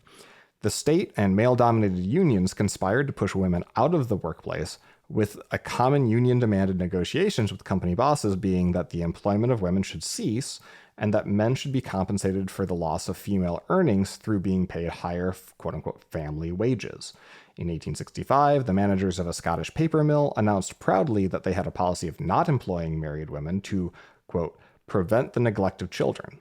Thus, the modern housewife was born, not out of tradition nor good economics, but false righteousness and male opportunism. So, trad wives. I mean, I it would be really funny if we could get like the Teamsters Union and the ACLU, not ACLU, ACL CFO, get all the big union guys together with the MAGA right wing trad wife movement together, because hey, you're really pro union. Well, look what the unions did, right? They held women back and throughout most of the Industrial Revolution, and then other than that blip in World War II where Rosie got to rivet some shit, we went right back to it. Anyway, so trad wives aren't traditional. I just thought it was an interesting article. I don't know, man. Is that news? This is news because it was in the Wall Street Journal and it was published recently, even though it's also not news. I mean, anyone who's a millennial, you've seen this. The title is "Why Marriage is Increasingly for the Affluent," and it's about the change in mores of, instead of marriage being the thing that you do right after you finish education and then you live scrappily, like me and my wife having TV dinner date night, and like look, when we came out of I probably mentioned this before. Came out of our wedding, we asked for nothing but cash. The cash was just enough to cover. Would have covered on its own, I think, 3 months of rent. My job was on probation. If I didn't pass a particular like Java programming certification exam, my job was not going to be there for me. They told me. Becky didn't have a job. We moved to a new city. We had no support system. And both of our cars were effectively dying. Her car door would freeze constantly, and she'd be trapped in there until I like got an extension cord and like a hair dryer to like thaw it. My car door literally wouldn't close because there was something wrong with it, and we had to like bungee cord the two doors together and then sit with a bungee cord in between us so that the car door wouldn't go flying open on the highway. Like I couldn't go over 40 miles an hour. That was fucking cool. They inspected the vehicle when I got my Ohio tags, and she saw that bungee cord and she's like, "What the fuck is?" All right, whatever, man. Takes all kinds. So we lived off the McDonald's dollar menu and the good graces of places like the Chili's restaurant, right, where you could like just get $2.99 bottomless chips and salsa, and that's all we would order. Yeah. So you're like, not like by no means in poverty, but like just scrappily, right? And figuring it out and saving money, and we paid down our student loans together and yada, yada, yada. And now we're perfectly fine. And it's one way to do it, right? I'm glad that we had each other's support to get through stuff, right? Me having a job helped her because then she had the headspace and the time to find her own job. And then when I wanted to start a company, her having a job meant that like I had healthcare through her. And so like I didn't have to worry about like, how am I going to cover healthcare? What if anything happens? It seemed handy for us. I don't know. But today it seems more and more, and statistics are proving this out, like people are getting married much later. And the reason that they're getting married, and this the pull quote I grabbed, the idea of both parties waiting to build a career or wealth before tying the knot is called a capstone model of marriage. Economists and demographers say that thinking has replaced the old quote-unquote cornerstone approach, where people would wed in their early 20s and then work together to buy a home, build a nest egg, and progress in their careers. Different ways of doing stuff. And this isn't a podcast where I like project value statements about this shit. I mean, I could if I wanted to. I frankly, I don't really know what the point of marriage is generally. End of sentence. Because I don't know what the point of having fucking kids is either. People just seem to want to do it sometimes, or just happen to do it sometimes and then work their way into making an argument that they wanted to do it after the fact. Because, apparently you can only take it to the firehouse like for a few days, and then like once they're 13 years old, you can't take them to the firehouse anymore. So you're stuck with it. So you may as well make peace with the fact that you had children. I don't know. Like, that seems to be where things are going in terms of like the like marriage has yet just become yet another thing that seems really, really hard to attain, but through nothing other than the social decision that we've all made that it's a thing that you do later. And that can be really liberating in the sense of like, you're not necessarily tied down to being a trad wife or a trad husband. There's, downsides on both sides of that. But I don't know. I will say that the cornerstone model worked really fucking well for me, and I am not totally sure that things would have panned out quite the same way if I had been single throughout my 20s, or otherwise not firmly committed to another individual. I suspect that most people listening, hello, hi. Sometimes I go off on these and I forget that there's a people listening. I suspect most of you are old enough to have a pretty firmly ingrained opinion on this topic. If I was talking to Gen Z and Gen Alpha people, they probably wouldn't understand most of the words I'm saying. Next up, Virtual Boy. Virtual Boy. Speaking of old people, Virtual Boy came out in 1995. It was a Nintendo console that was sort of a stopgap thing in between the Super Nintendo and the Nintendo 64, which launched in the fall of 1996. If I recall correctly, Virtual Boy was created by Gunpei Yokoi, who's the guy who designed the Game Boy, as well as the Metroid series and the original Game & Watch. So he's a really big guy, early days of Nintendo's foray into video games. It was such a flop. It was a thing where it was a virtual reality headset, haha. It was really just a stereoscopic 3D red laser system. So, and you didn't wear it on your face. It came with a stand and you put your face up to it. Kind of like it was closer to one of those viewfinder things with the red little plastic toy with the film on a wheel, and you'd click through and you'd sort of see stereoscopic 3D images through the film by having each lens be pointed at a different angle. It was closer to that than what we conceive of as a goggle-based stereoscopic couple of like LCDs, one for each eye, virtual reality that we have today. But it looked like a virtual reality headset. It was designed to look that way, and inside of that headset body were the guts, the actual, this is the computer driving what is effectively kind of like a Game Boy Plus. Like it's it's got a real proper processor in it and stuff, but it's also it can only show a scale of red colors. So not grayscale, but red scale. So bright reds and dark reds. Reason you choose red is it pops the most for the purpose of the stereoscopic 3D effect. So you could put your face up to it, and then you could see, hey, if you experienced Virtual Boy, or you know what I'm talking about, this is redundant. I'm just going off my own memory of this thing because it was was it 189? It was in that neighborhood in terms of cost for something that you would put on a table, lean forward into, that only ever had maybe 40 games for it, maybe 2 decent games. There was like a decent Wario game for it. Teleraboxer was relatively popular. Mario Tennis was pretty good. I probably played more Mario Tennis than anything, come to think of it. It was a huge flop. It was overpriced. The next real console generation was right on the horizon. The point of the Game Boy, the reason it was successful was that it was, portable. This thing had to be plugged in. It had its own controller. The controller wasn't designed particularly well. It had like a D-pad flanking on either side. And it wasn't for real 3-dimensional experiences. It was for experiences with sort of like fake depth.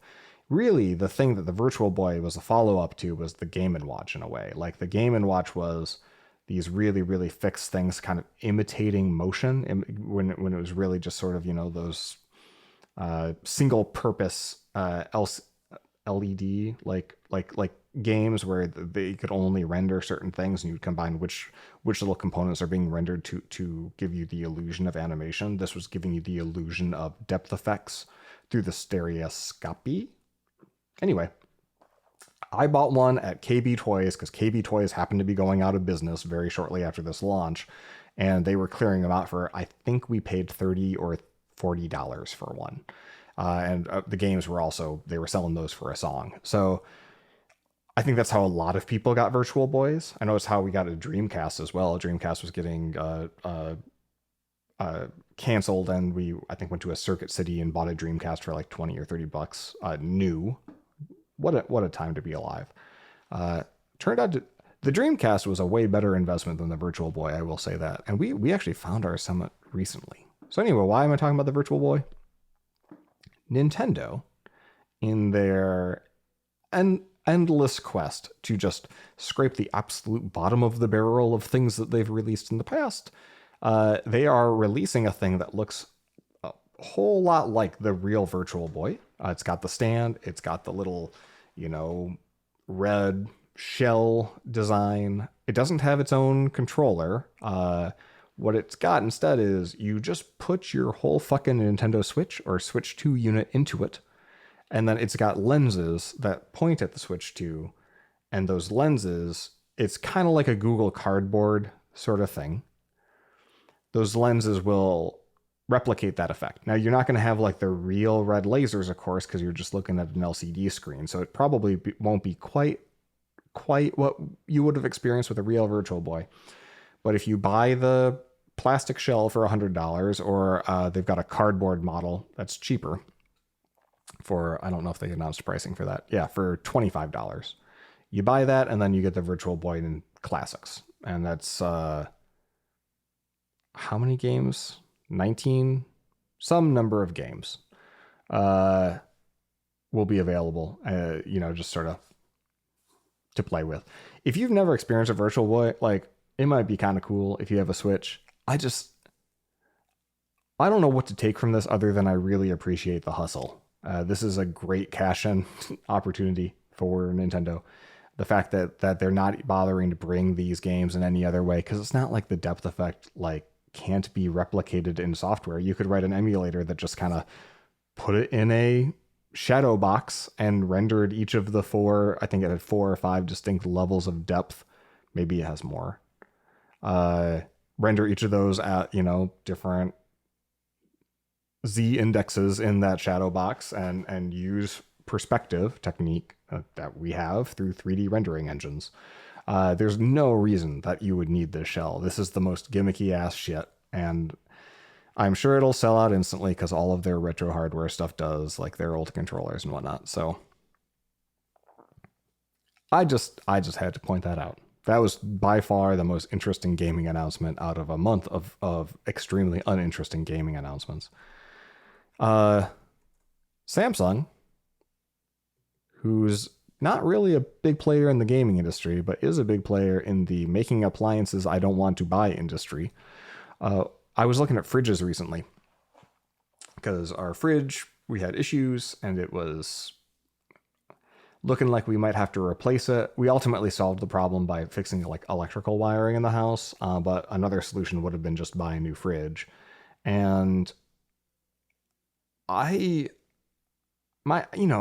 has a terrible reputation for their appliances and for the service and for the reliability and all that. I kept running into, when I would search for refrigerators, smart fridges that have big screens on them. And if you were going to have a fridge with a big screen on it, I think the only acceptable use for a big screen on a fridge, in my opinion, would be one that is effectively an AR window, right? You look at the fridge and it's a usually off screen, and then maybe you tap something and it becomes a view of what's inside the fridge. Now that could be achieved with electrochromatic glass, where it's just using electric impulses to set the tint level, right, of a transparent door. That would be pretty cool. But then, of course, it would be obscured. Your view of whatever's in the fridge would be obscured by whatever's in that, resting in the door, your condiments and milk and whatever that's hanging in the door. So having a camera inside the fridge, and you could kind of see through it to me, yes, we have this, we don't have this. So you're not holding the fridge open to kind of take an inventory. And it would be enhanced further if you had like maybe augmented reality view where it was, identifying what's in the fridge and all of the, God, we're in year 10 of all the companies claiming that they can know what's in your fridge and then like failing to identify any of the things correctly, because their dream is that they would integrate with some sort of online ordering so that your fridge would buy your staples for you and automate that. We're probably still a long way from there. But I think they have to do that kind of hand wavy, like that's how they sell you on the idea of putting a screen on your fridge. That and family calendar. So those are the two use cases.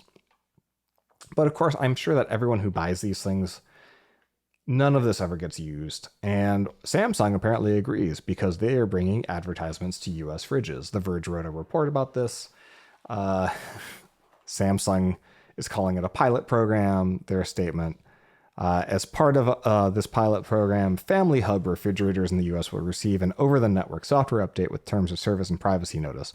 Advertising will appear on certain Family Hub refrigerator cover screens. The cover screen appears when a Family Hub screen is idle. Ad design format may change depending on Family Hub personalization options for the cover screen, and advertising will not appear when cover screen displays art mode or picture albums. I don't like that. I don't even like using streaming services like Paramount Plus or Amazon Prime, where if you pause, you get an ad. It's like not only garish, but it's confusing. The idea that you'd invite this sin into your home is insane to me. Like, additionally, because like, you're paying full price for the fridge. Like, it's one thing, right? If you need a deal on a fridge and you're willing to put up with advertising, just like you want a deal on a streaming service, you can pay for the ad-supported tier, right? You can pay less and you can get the same content. You just have to sit through some ads, right? Or the was it not Tubi, the free TV people who are like basically giving you a free television, but they have a dedicated bar underneath the television that will detect if you try to cover the bar. That's always showing advertising to you. Yeah, in this household, we do not let our televisions ever even know what the Wi-Fi password is. We only ever hardwire them because we don't trust that if you disconnect them from Wi-Fi, they won't actually continue to be connected to Wi-Fi. And I would buy a dumb TV if I could, but everything's a smart TV now. Like, that battle is lost. So let's not immediately cede the battle of the refrigerator. It's just more shit that can fail. Yeah, so there you go. That's in this month's dystopian news, ads on fridges. Like I said, not a lot of real tech news this fortnight. How long's a fortnight? Is it 2 weeks? How did I forget this? I used to know the answer to that question. Typing isn't working, and ChatGPT just crashed. I don't know. In this 2 week period, it has not been a lot of tech news. Meta had their Meta Connect keynote. They announced some hardware, upgraded version of the Ray-Bans everyone loves, and then the one with a display. That's pretty cool. I haven't looked at like what the display technology is, if it's like full-blown waveguides or something else, but people are saying that the display quality is very high nits. It's color. It looks nice, and that's fucking rad. I think my brother ordered them, and I'm looking forward to trying them. The real star of the show from a hardware perspective is the wristband, the neural wristband, I think they call it, where you see Zuck, if his demo using that thing is like real, he's typing at like 30 words a minute with just like flicks, like little flitters of his wrist. I will tell you, if you're on the Vision Pro, 30 words per minute is a physical impossibility. You can hunt and peck, which extremely slow and error prone, and there's no physical feedback, of course. He's like, you're writing cursive or writing like kind of probably, I bet you it's like the graffiti and the Palm OS, right? With the little motions for each letter. He's basically doodling those on his jeans, and then it's interpreting them successfully because the wristband is able to feel like which part of his fingers are moving and in what direction well enough. Sounds fucking rad. That sounds great because if you try to do text input on Vision OS or any of the other stuff, right? Like existing headsets, right? You can be holding controllers and basically be like laser pointering your way at a software keyboard. That's not the solution. Voice is definitely not the only solution because voice is inadequate for all kinds of text entry. Uh, yeah, I it's pretty rad. Like it is cool to see Mark Zuckerberg spend just billions of dollars throwing down the tubes in something that doesn't make has no hope of making a profit anytime fucking soon. Because he knows that as long as he's just a window on everybody else's platform, he has really, really limited leverage and control over anything other than the ads that they show inside of that platform. So, he's known that problem statement and been frustrated by it and been talking about how he's frustrated by it since basically the birth of the iOS App Store. I remember, pre 2010, this being an issue. And they're just spending their way through it. And at some point, it will get to the point that I'm buying their hardware or Apple or somebody else is licensing patents for similar things that they want to build, or I don't know. It's really interesting. So that's the good part. The bad part is their demos did not go great. And if you're listening to me, you probably already heard that their demos didn't go great. And if you watch any of the video platforms, you probably saw their demos not going great. Share a couple of links. The Verge talks about how they respect that he tried. That like, hey, if you're gonna do demos, go big. Do something that's gonna really blow people away and impress them. Do something that they've never done before. Like the demo that comes to mind is when Apple first did Wi-Fi, the original airport hubs. Phil Schiller like had a computer and he was like typing, he was connected, and then he jumped like 30 feet onto like a big cushion and then demonstrated that the computer was still connected. That was pretty fucking rad because no one had seen that before. Here they've got demos like Mark Zuckerberg answers a phone call and it doesn't work. And he tries again, it doesn't work. And he tries it again, it doesn't work. And it's like everyone can relate, right? Because we've all tried to connect over whatever it is, Zoom or FaceTime or Google Meet, and not have a connection happen. And it does happen, and it's still for some fucking reason not a solved problem. But that's a medium risk, zero reward thing to demonstrate that your thing that makes phone calls, because everyone at this point knows what it looks like to have a thing make a phone call or a video call. So some of that was an own goal. Like if you're going to do a demo that's risky, you may as well make sure that it's going to be impressive if you do pull it off. Otherwise it's all downside. And then the other one that they had where they had somebody cooking something ostensibly and wanted the AI to like look through what their glasses were and tell them the ingredients and how to make the dish. That went totally off the rails. It sounded pre-recorded. It sounded like the robot had like 7 canned lines it was supposed to say, and somebody was with a soundboard in the back hitting buttons. The CTO actually went on the record afterward and said that's not what happened. In the moment, the guy blamed the Wi-Fi, and then Mark awkwardly. If you're going to do demos, like be prepared to like do a little bit more vamping and tap dancing about the demo not working. You just blaming the Wi-Fi for something where it's like, actually, no, the AI was talking to you too much. Normally when like the connection is bad, the AI stops talking because it's all networked. The CTO came out and he claimed that like what was happening was that they'd wired up that local network to a development server, and they used some signal phrase like Meta AI Live or something, and that triggered all the other Facebook employees in the room who were wearing those things. Their systems also turned on, also on the local network, also hitting the same development server, effectively denial of service attacking themselves.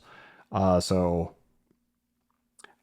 I'm glad somebody's doing real live keynote presentations, but when they go this bad and they're handled this bad and they're this embarrassing for the big wig at the top, it's probably not going to be the thing that convinces Apple that they need to start doing them again. I'm sure that like a lot of Apple people have PTSD about just the prep that goes into them. God, I mean, like I stopped giving conference talks because that was too stressful for me. And that was just making sure that I could like have audio, have a screen with slides on it, and click a button a certain number of times. And that was enough.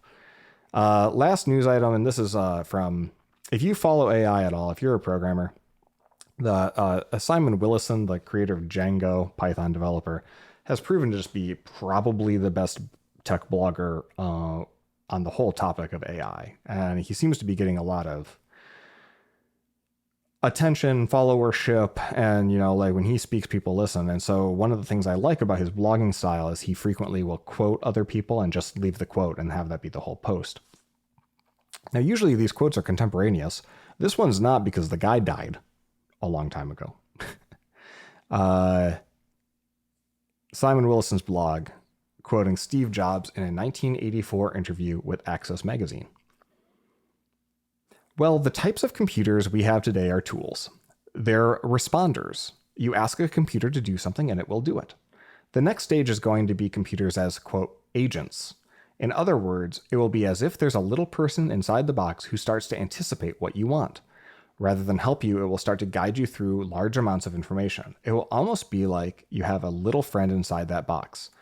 I think the computer as an agent will start to mature in the late 80s, early 90s. Now, obviously, he was way wrong, and that was a stupid thing to say because it didn't happen in the early 90s.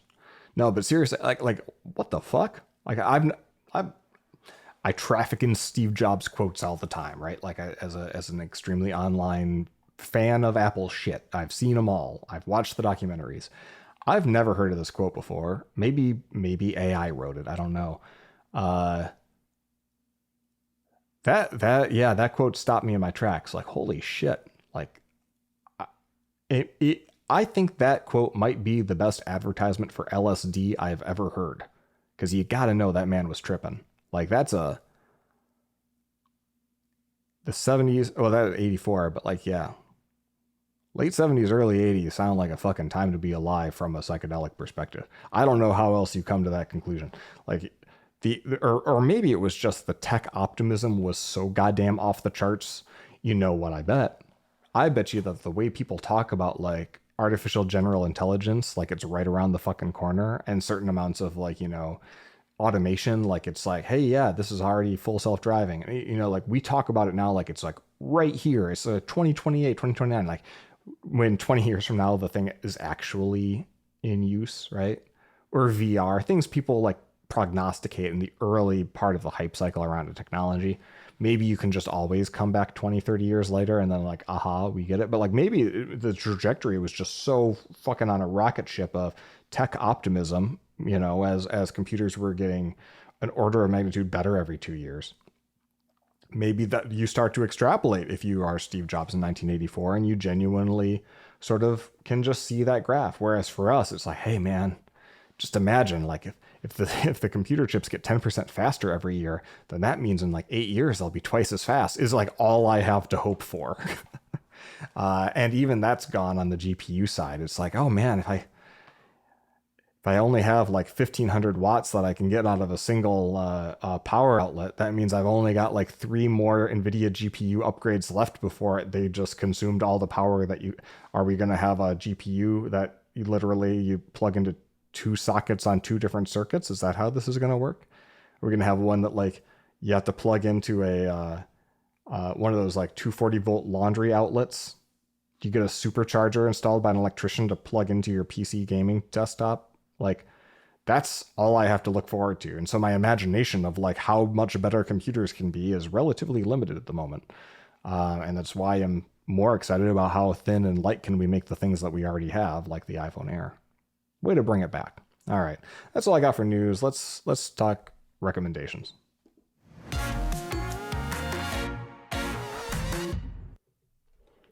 Been enjoying a variety of different kinds of media lately. Happen to be between TV shows and between games, which always gives me a chance to fool around a little bit. Finished Expedition 33, Clair Obscur, French JRPG. It took me a long time. I took my damn time. I I don't know. Maybe I'm a completionist in hiding. Like I don't actually want to get 100% of everything. I just don't want to miss out on anything important.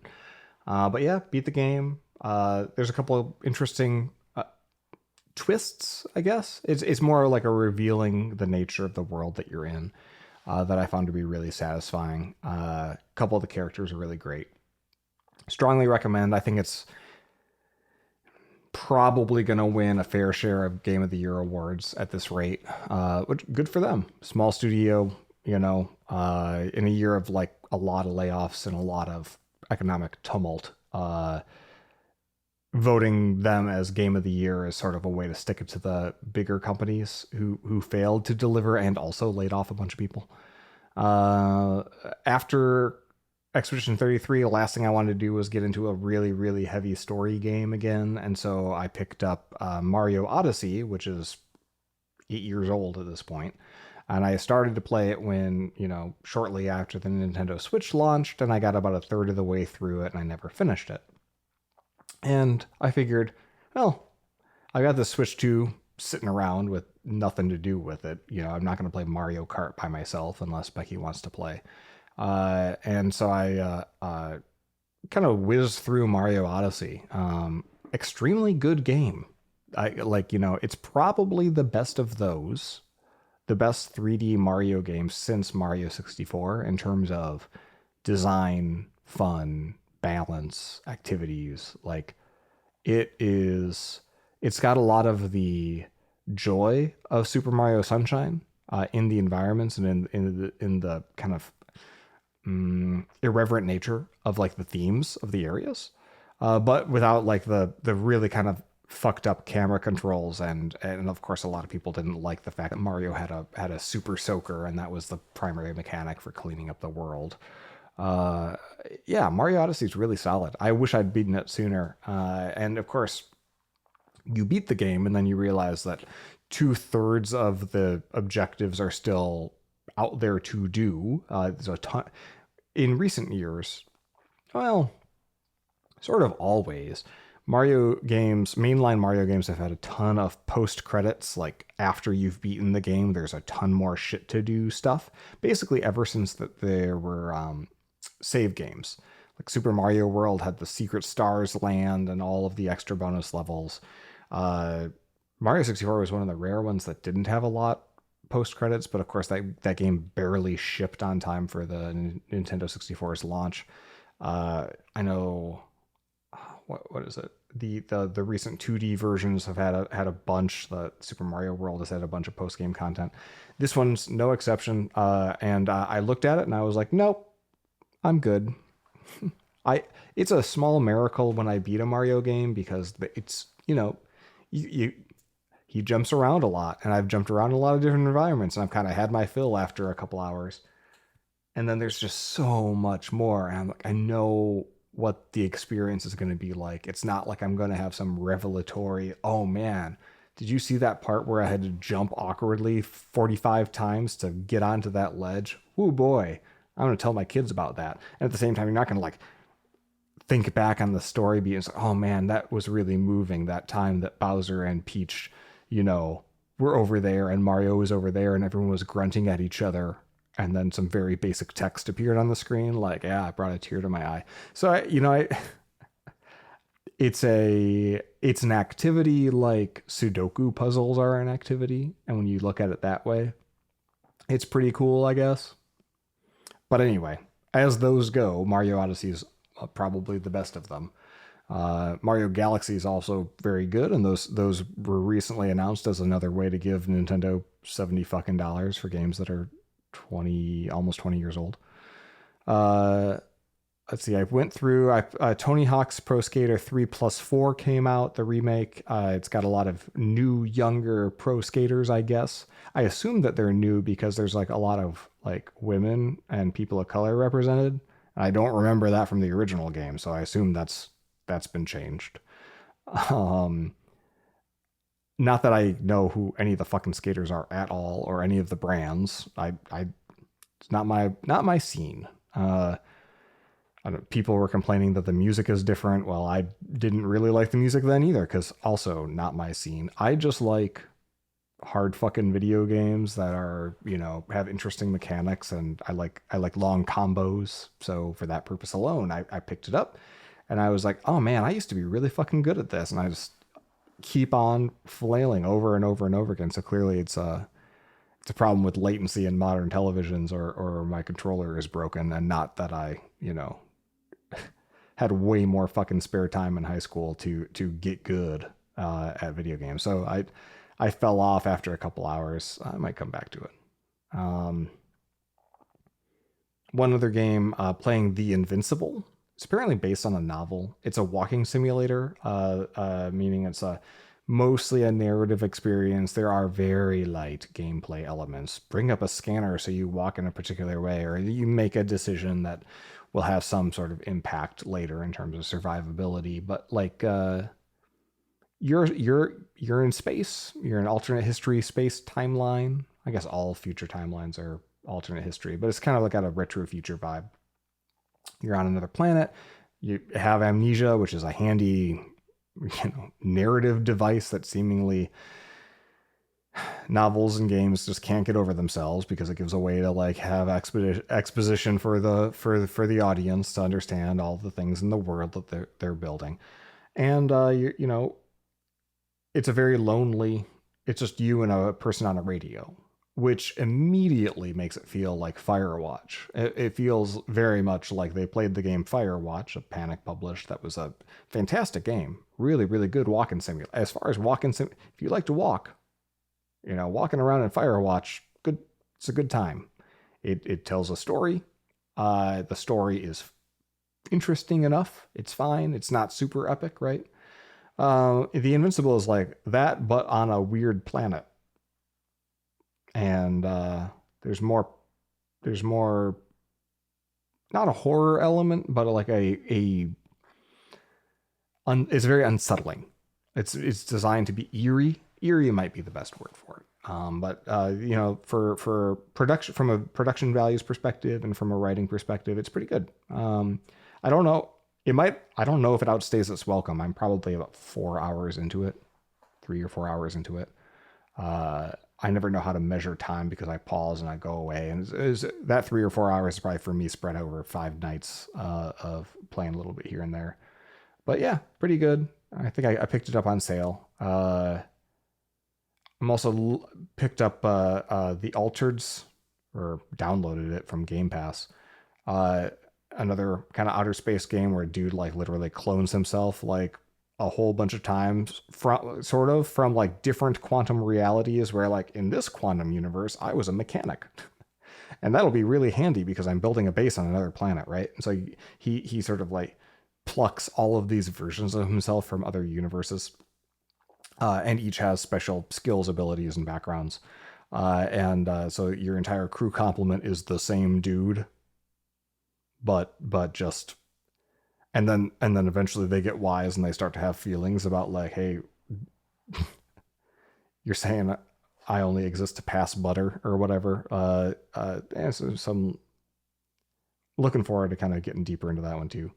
And all of that builds up to The Outer Worlds 2 comes out next month, which is another one of those really, really well-made Obsidian games, one imagines. And given that Avowed took, that they're releasing 2 big games in a year is mind-blowing. That they also have a third game, the what is it, Grounded, the backyard Honey I Shrunk the Kids kind of survival craft game, like that came out. They worked with a partner studio.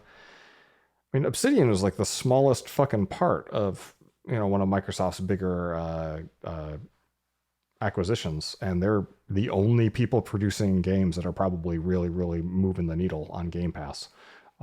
Machine Games too. Machine Games kind of came in just because they wanted to buy the Skyrim company, and now Machine Games with Indiana Jones has like one of the biggest hits for Microsoft. So it's never the ones you expect necessarily, but incidentally, if you go and watch the no-clip documentaries about Machine Games and about Obsidian, you will find that those are like 2 of the best fucking run studios. They've got charismatic and diligent founders and leaders who have a tremendously passionate attention to detail about the craft. They've got empathetic, and supportive, internal cultures. as far as you can tell, and that seems to be way more sustainable than somebody has a big hit because somebody had a big idea, and then they just kind of hope and pray to keep that magic alive for their sophomore record, which seems to be more likely the thing that happens in a lot of game studios that get way too big, way too fast. So looking forward to Outer Worlds 2 next month when that hits Game Pass. From a TV perspective, Becky and I are still working through season 3 of Strange New Worlds. It's good stuff.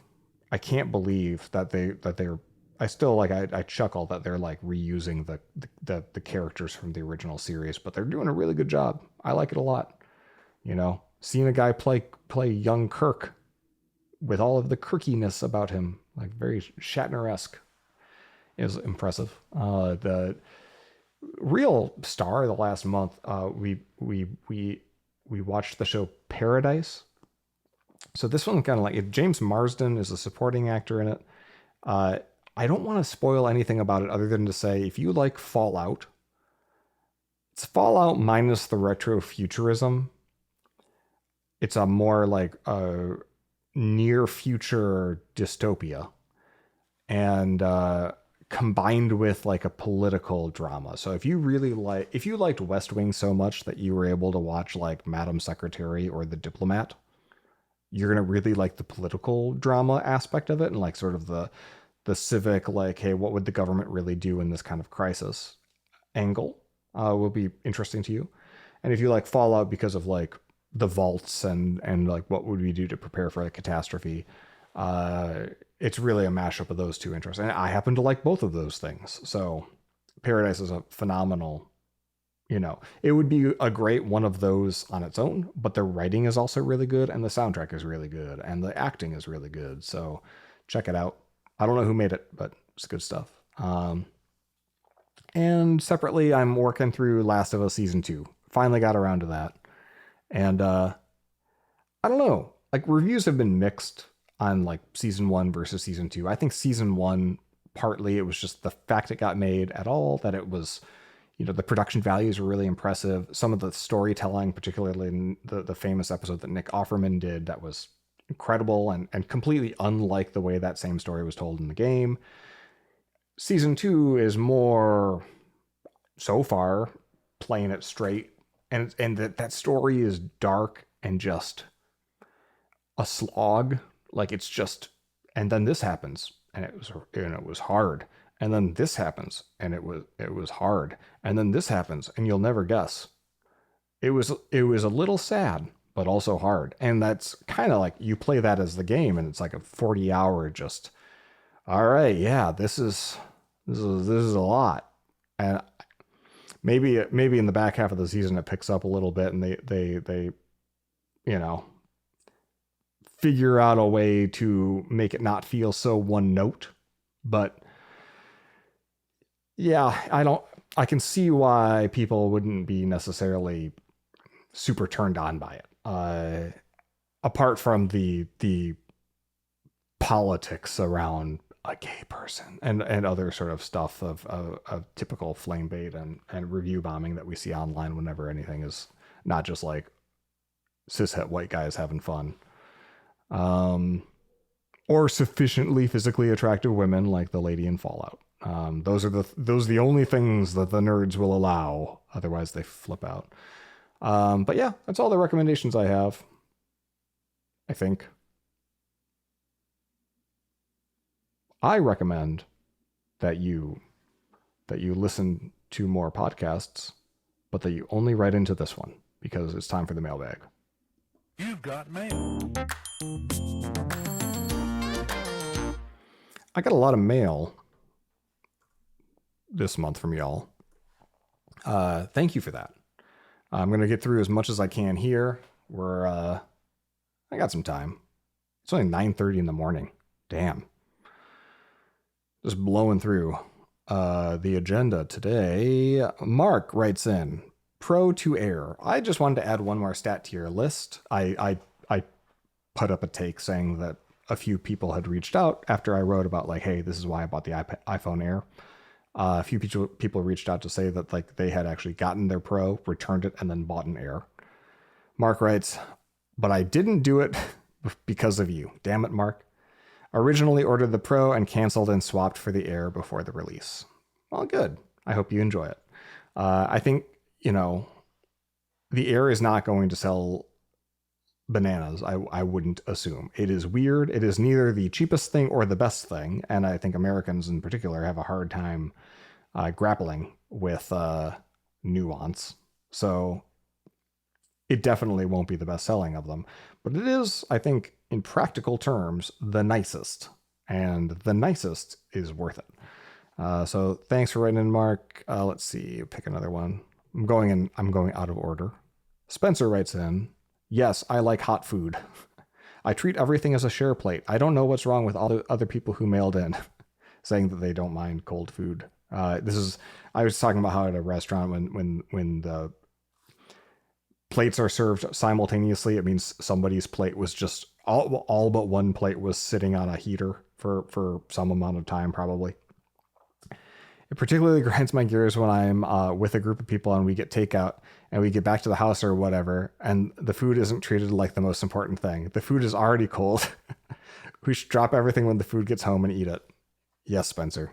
I'm at the point, if I'm getting delivery or if I'm getting if I'm buying takeout, either I am rushing home with the urgency of an ambulance to eat that pizza or whatever as fast as fuck, or I am operating under the assumption that I'm going to be reheating everything, at which point, like, I want separate compartments and whatever the right, like the optimal strategy for heating a thing, right? Because you don't want like, oh, well, there's vegetables on the sandwich. You got to pull those off and then toast the buns again. And at that point, it's just like I'm doing as much work as it would take just to make the fucking food myself.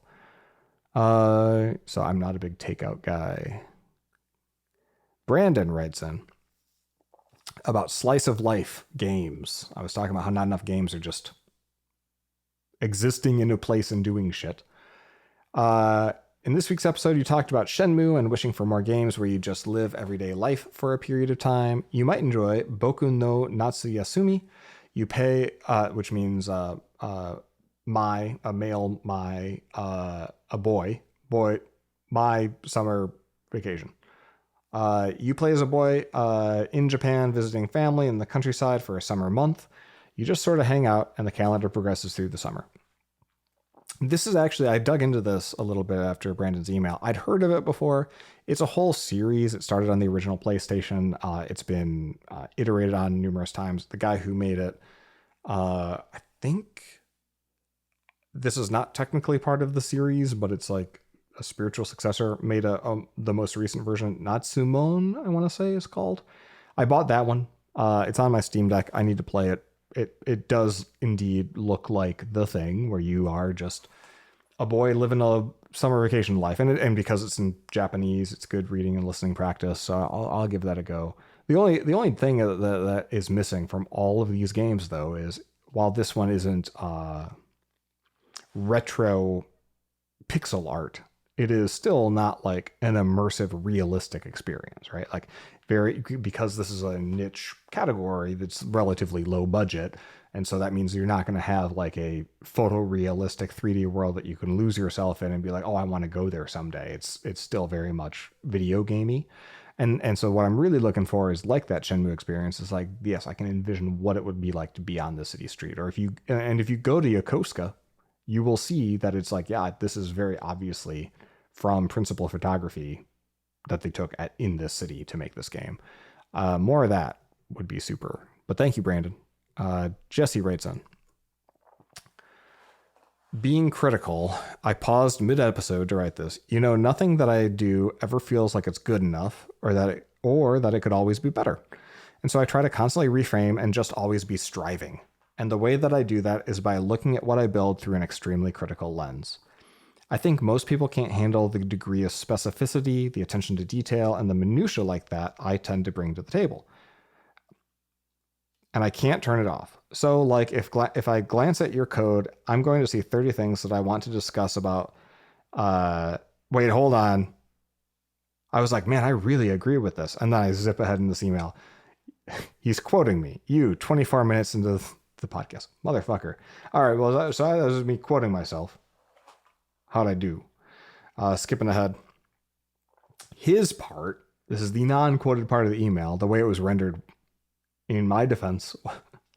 My mail client, for whatever reason, is not rendering that as an indented quote. Now, Jesse says, I just wanted to write in and let you know that really resonated with me. I often feel the exact same way. I tend to find myself going into what feels like an endless loop of code review, refusing to merge something until it's up to my standard, or just, quote unquote, grabbing the wheel when pairing with somebody. I'm not really sure where I'm going with this email, except expressing the fact that hearing about that experience of people not unlike myself is incredibly helpful, I suppose. Thank you, Jesse. You're one of us.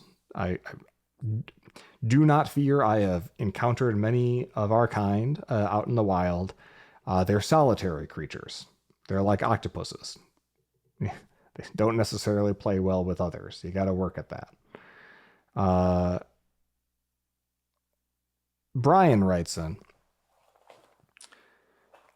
He points to a Reddit thread how FANG engineers, we're still saying that apparently, how big tech companies, how engineers are actually using AI for production code. And it's a Reddit thread, it's a discussion, and person claims experience at big companies. Basically, like the subheaders of their process. And this is how they work with coding agents or AI at work to write code. 1, the foundation is still human architecture. 2, design reviews are necessary. 3, AI accelerates the implementation phase. 4, code review is being augmented too. 5, the testing pipeline remains rigorous. In broad strokes, I mean, like, yes, in a sense, like that's just the software development lifecycle. Like that's all the steps, and that's always what the steps have been. But in general, the coding part has always been overemphasized by people who are not programmers as being like the hard part. It's never been the hard part. It's hard, and you run into constant foibles, and you know you measure how much how many assumptions you were making, or how sloppy you were, and the specificity of what you were demanding that the system do. Like you only realize how far off the mark you were when you go and you try to make it, and you realize, and then your sort of ambiguous specification of what you wanted meets with reality. That happens at the programming step, and that can be really jarring, and it can be really like problematic, and it can cause you to have to move backwards. And so like the big momentous moment is like we're coding and it's either going smoothly or it's not going smoothly, and that's usually the fulcrum point because it's where the rubber hits the road. So people tend to think about like the coding part as being like the big deal, but from a healthy process perspective, it's never been like as important. Like building the thing right matters less than building the right thing. And building the right thing requires like really, really good, idea in the front end, specification of what that would be, proving out that it would be valuable somehow. Then the building the thing right, that's important too. But like on the back end, making sure that it actually does what we thought it would, making sure it actually delivers the value that it would, making sure that it gets deployed, in a useful, meaningful way, and then is marketed and actually gets in front of people, and actually we get the value that we want out of it. Like all of those activities are like also really hard. If anything, that's where the actual uncertainty is. And so from my perspective, you map the AI coding agents onto that, and all it really helps you with is that real middle step, the actual implementing a thing. And it does accelerate that, but it raises the onus on you to, on the front end, give it just really, really, really fucking good, clear instruction. And that requires attention to detail. That requires clear, articulate expression of needs, not just, from a vibe like, hey, I want an app that does X and Y and it has a button, right? But like at a very deep technical level, it's like, hey, this needs to be, the database model should look like this. I'm concerned about this particular architectural pattern. I need the code consistency to all adhere to this or conform to this, style. Here's a good example of a test. Here's a bad example of a test, whatever it is. Like that amount of upfront specificity and that comfort and that fluency and being able to not only articulate the way you want things and what things you want, but how comfortable you are repeating yourself over and over and over again, as the computer will routinely get it wrong. It's like you hired somebody who doesn't really follow instructions really closely, except you didn't hire somebody. It's just how the LLMs work, because like you can write them a claude.md file or some huge standard prompt of, instructions of always do this and never do this. But when that just becomes kind of part of the context at the beginning of each conversation, over the course of, when that becomes a vanishingly small percentage of their overall context window, there are suggestions at best, right? You're not going to actually be putting like real guardrails in terms of what this thing's going to behave, which is one reason why I like Codex so much more than CloudMD, because by the way it behaves out of the box, like it doesn't fuck with your Git stuff. Like it will tend to reach for testing and writing tests more than Claude will. Like it's clear that like the real system level shit in Codex gives you a starting point that's closer to how I develop software than where Claude does. So like that's a piece of it. But I'm perfectly comfortable taking the time to carefully write exactly what I want, and by pulling it out into like a separate text file or a to-do file or something like that, and then giving it a chance at the implementation phase, the flow that I've fallen into, I think, I don't know if I read that part of the email. Yeah, how have you evolved your method? Brian continued his email. I remember you thinking about having a lockdown separate agent do testing. What I've fallen into is I write down exactly what I want as specifically as I can, as like a GitHub flavored markdown task list of, checkbox, checkbox, checkbox, checkbox, indent them as necessary. And I just like let it roll. I'm like, go do todos.md. And then I walk away. And I come back, and some number of minutes later, it'll be done. And then I look at it, and my primary interface is that terminal UI where I'm interacting with the robot. My second interface is actually my Git client. So I have fork opened on, and I'm looking at the change set of everything, all the unstaged changes it made. And that's my real, that's where I'm reading the code. So as I read the change set, I will, like file by file, I will continue to add to-dos to the to-do list as a fresh set of to-dos. But because the context window for GPT-5 is much, much larger than Claude, I can usually go like 5, 6, 7 rounds of feedback on any particular feature, all within the same context window. And so I will typically just add more to-dos to the top and representing all the feedback. It usually gets a lot of things kind of fundamentally wrong, like really stupid decisions, little things here and there. If it's a one-line thing, I might go in and just change it myself. But frankly, that can actually be problematic because it still remembers having done it the other way. And so if you just change some shit without explaining it or asking it to do it, you might find that those changes just get reintroduced back into the thing on the next round of revisions. So typically I'll just write them all as to-dos and hammer that out. Then I'll go back to the agent. I'll say, hey, this wasn't good enough, or I've got more feedback for you, or like, hey, the customer came back. Sometimes I role play a little bit. So like, I'm your pair programmer, but like this guy over here, the customer says they want this, right? I don't know if that works, but like, we're all just playing with a fucking Ouija board at this point. Seems to vibe in the right direction. And then before letting it rip on my feedback, I'll do a commit, just a whip commit, and say, okay, so that's saved off. That way, if it goes off the rails again, I can at least, recover to that or restore to that point. But additionally, so that like I can see the new diffs of whatever it changed. I can see that, and I can, just, all right, add another round of feedback. Here's 10 more to-dos, and I'll go through 3, 4, 5 rounds of those kinds of revisions and still come out ahead, right?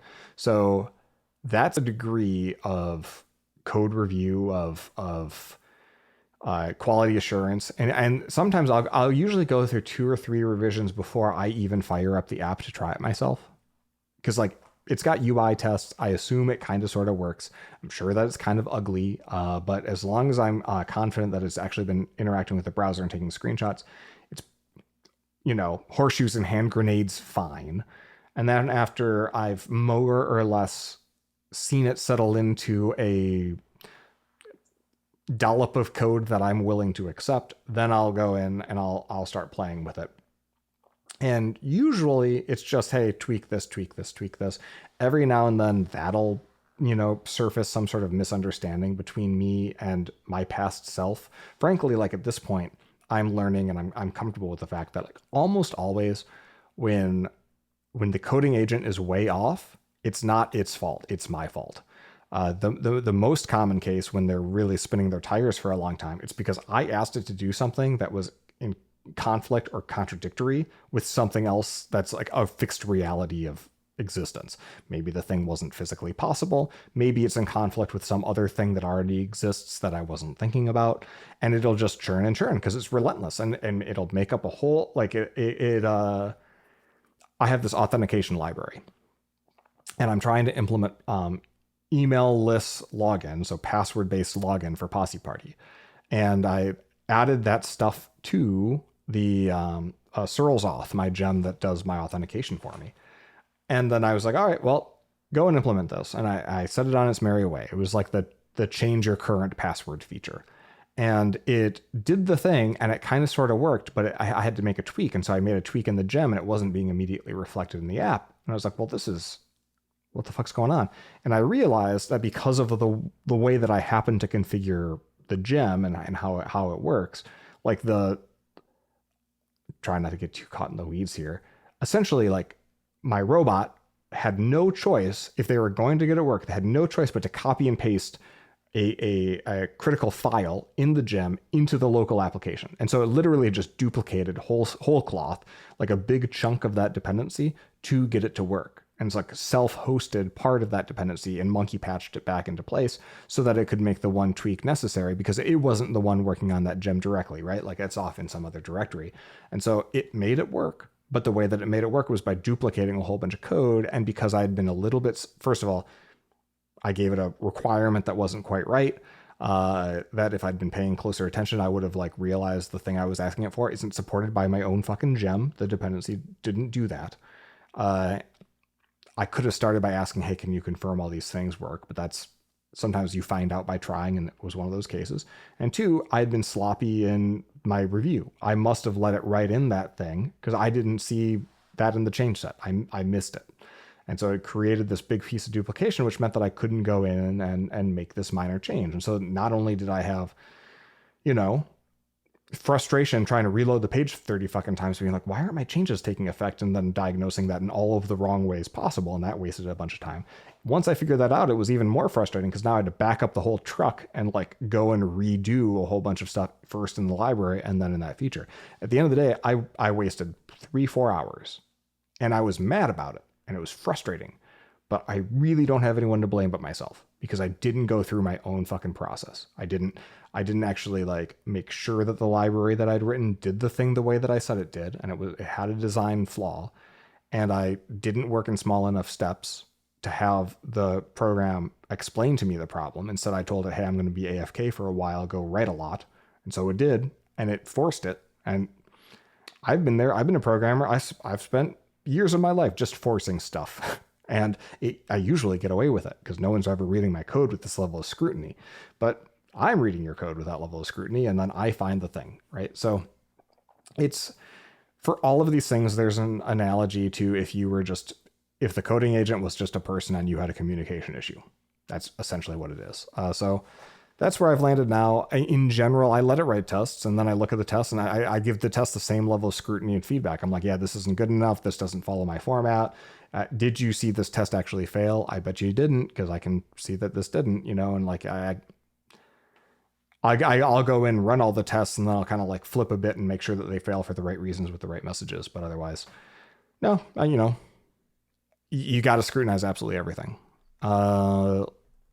Got a couple more here. Andrew, he writes, version 43 feedback. I knew where this week's pun was going as soon as you said mechanical keyboard. I don't know if that's because it was obvious or because listening to 43 episodes has slowly acclimated me to Aaron's pun sensibilities. Regarding the iPhone screen sizes, and I quote, oh, this is multiple things just loaded. They're all pun related. Regarding the iPhone screen sizes, I quote, apparently Justin said, 6.2 inches ought to be enough for anyone. Are we not doing phrasing anymore? Yeah, Andrew, you were the first of 4 people to write in that the way that I said 6.2 inches ought to be enough for anyone jumped off the page apparently, and somebody actually applauded my restraint in not making a penis joke. But of course, if you really knew me, you knew that I'd have no restraint, and I would have made a penis joke. No, I just didn't. It didn't sound weird to me, apparently. Take from that what you will. John writes in about the iPhone 17 event. He says, hey, thanks for the recap podcast on the iPhone event yesterday.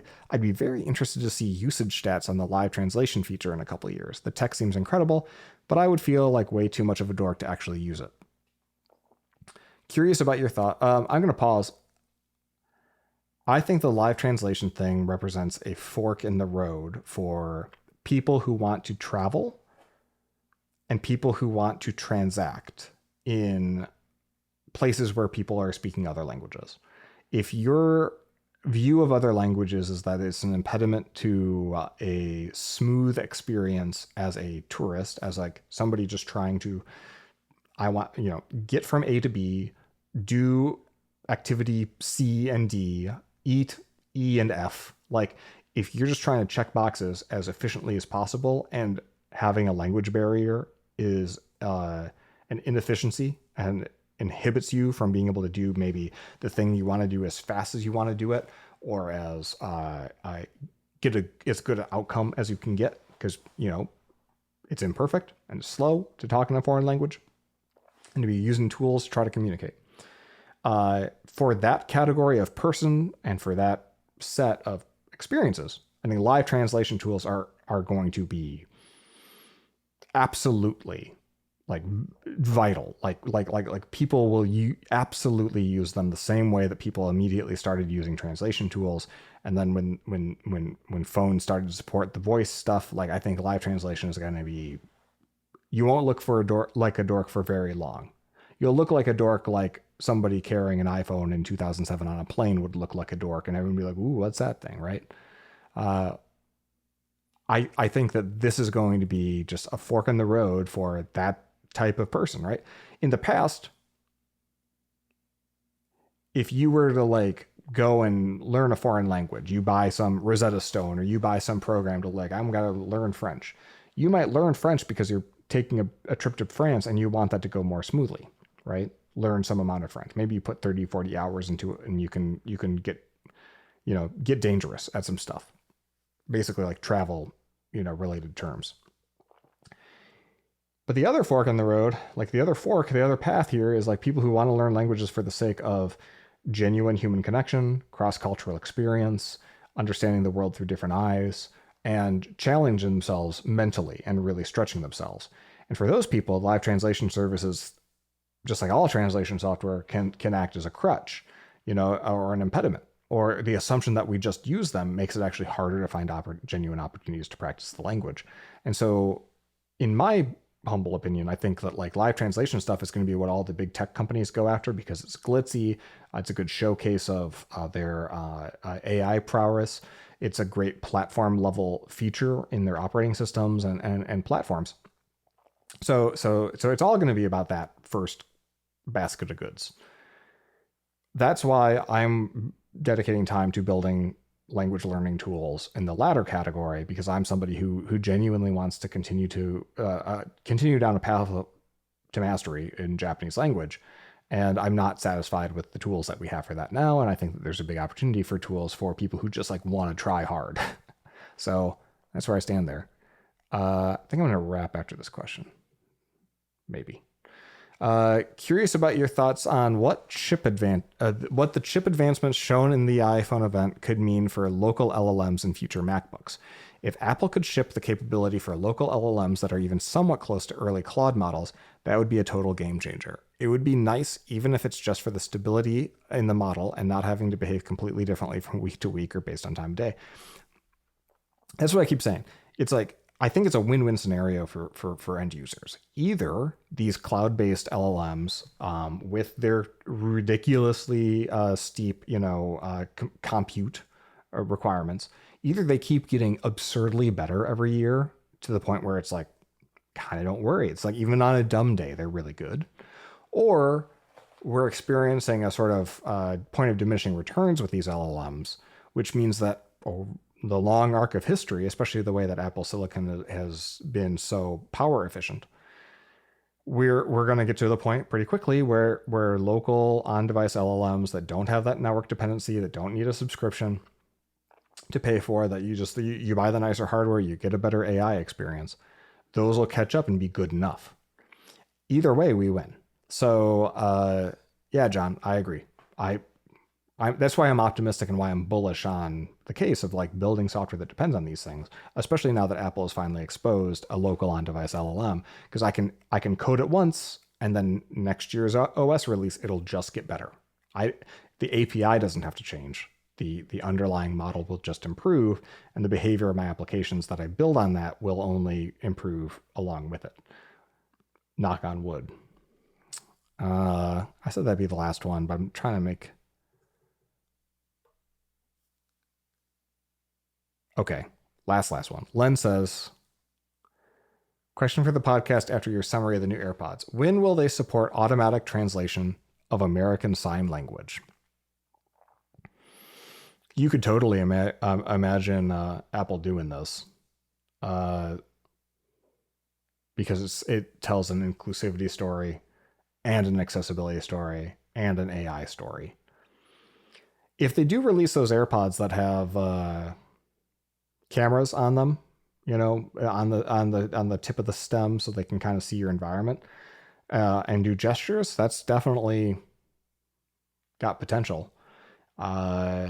If not, if they release a glasses frame like a Ray-Ban thing, you could totally imagine them doing something where it would be detecting sign language. Yeah, that's a good one. So when will they support? If I had to pick a year, I'd say announced WWC 2028 for release in September 2028. And that at that point, Google and Meta will have already shipped something that does this. That's my theory. Somebody quote me later. Did I just get... One second. Nope. Sorry. I got a podcast email, and it looked like a real podcast email while I was speaking, but it was a secret ad. And the ads, all the B2B generated emails always stand out to me because they just call my company Searles. We'll make you a product video that shows how Searles solves real problems. So prospects come in already interested and ready to pay, not just asking about features. All right. Well, thanks so much, everyone, for spending some time with me today. Thanks for coming in already interested and ready to pay.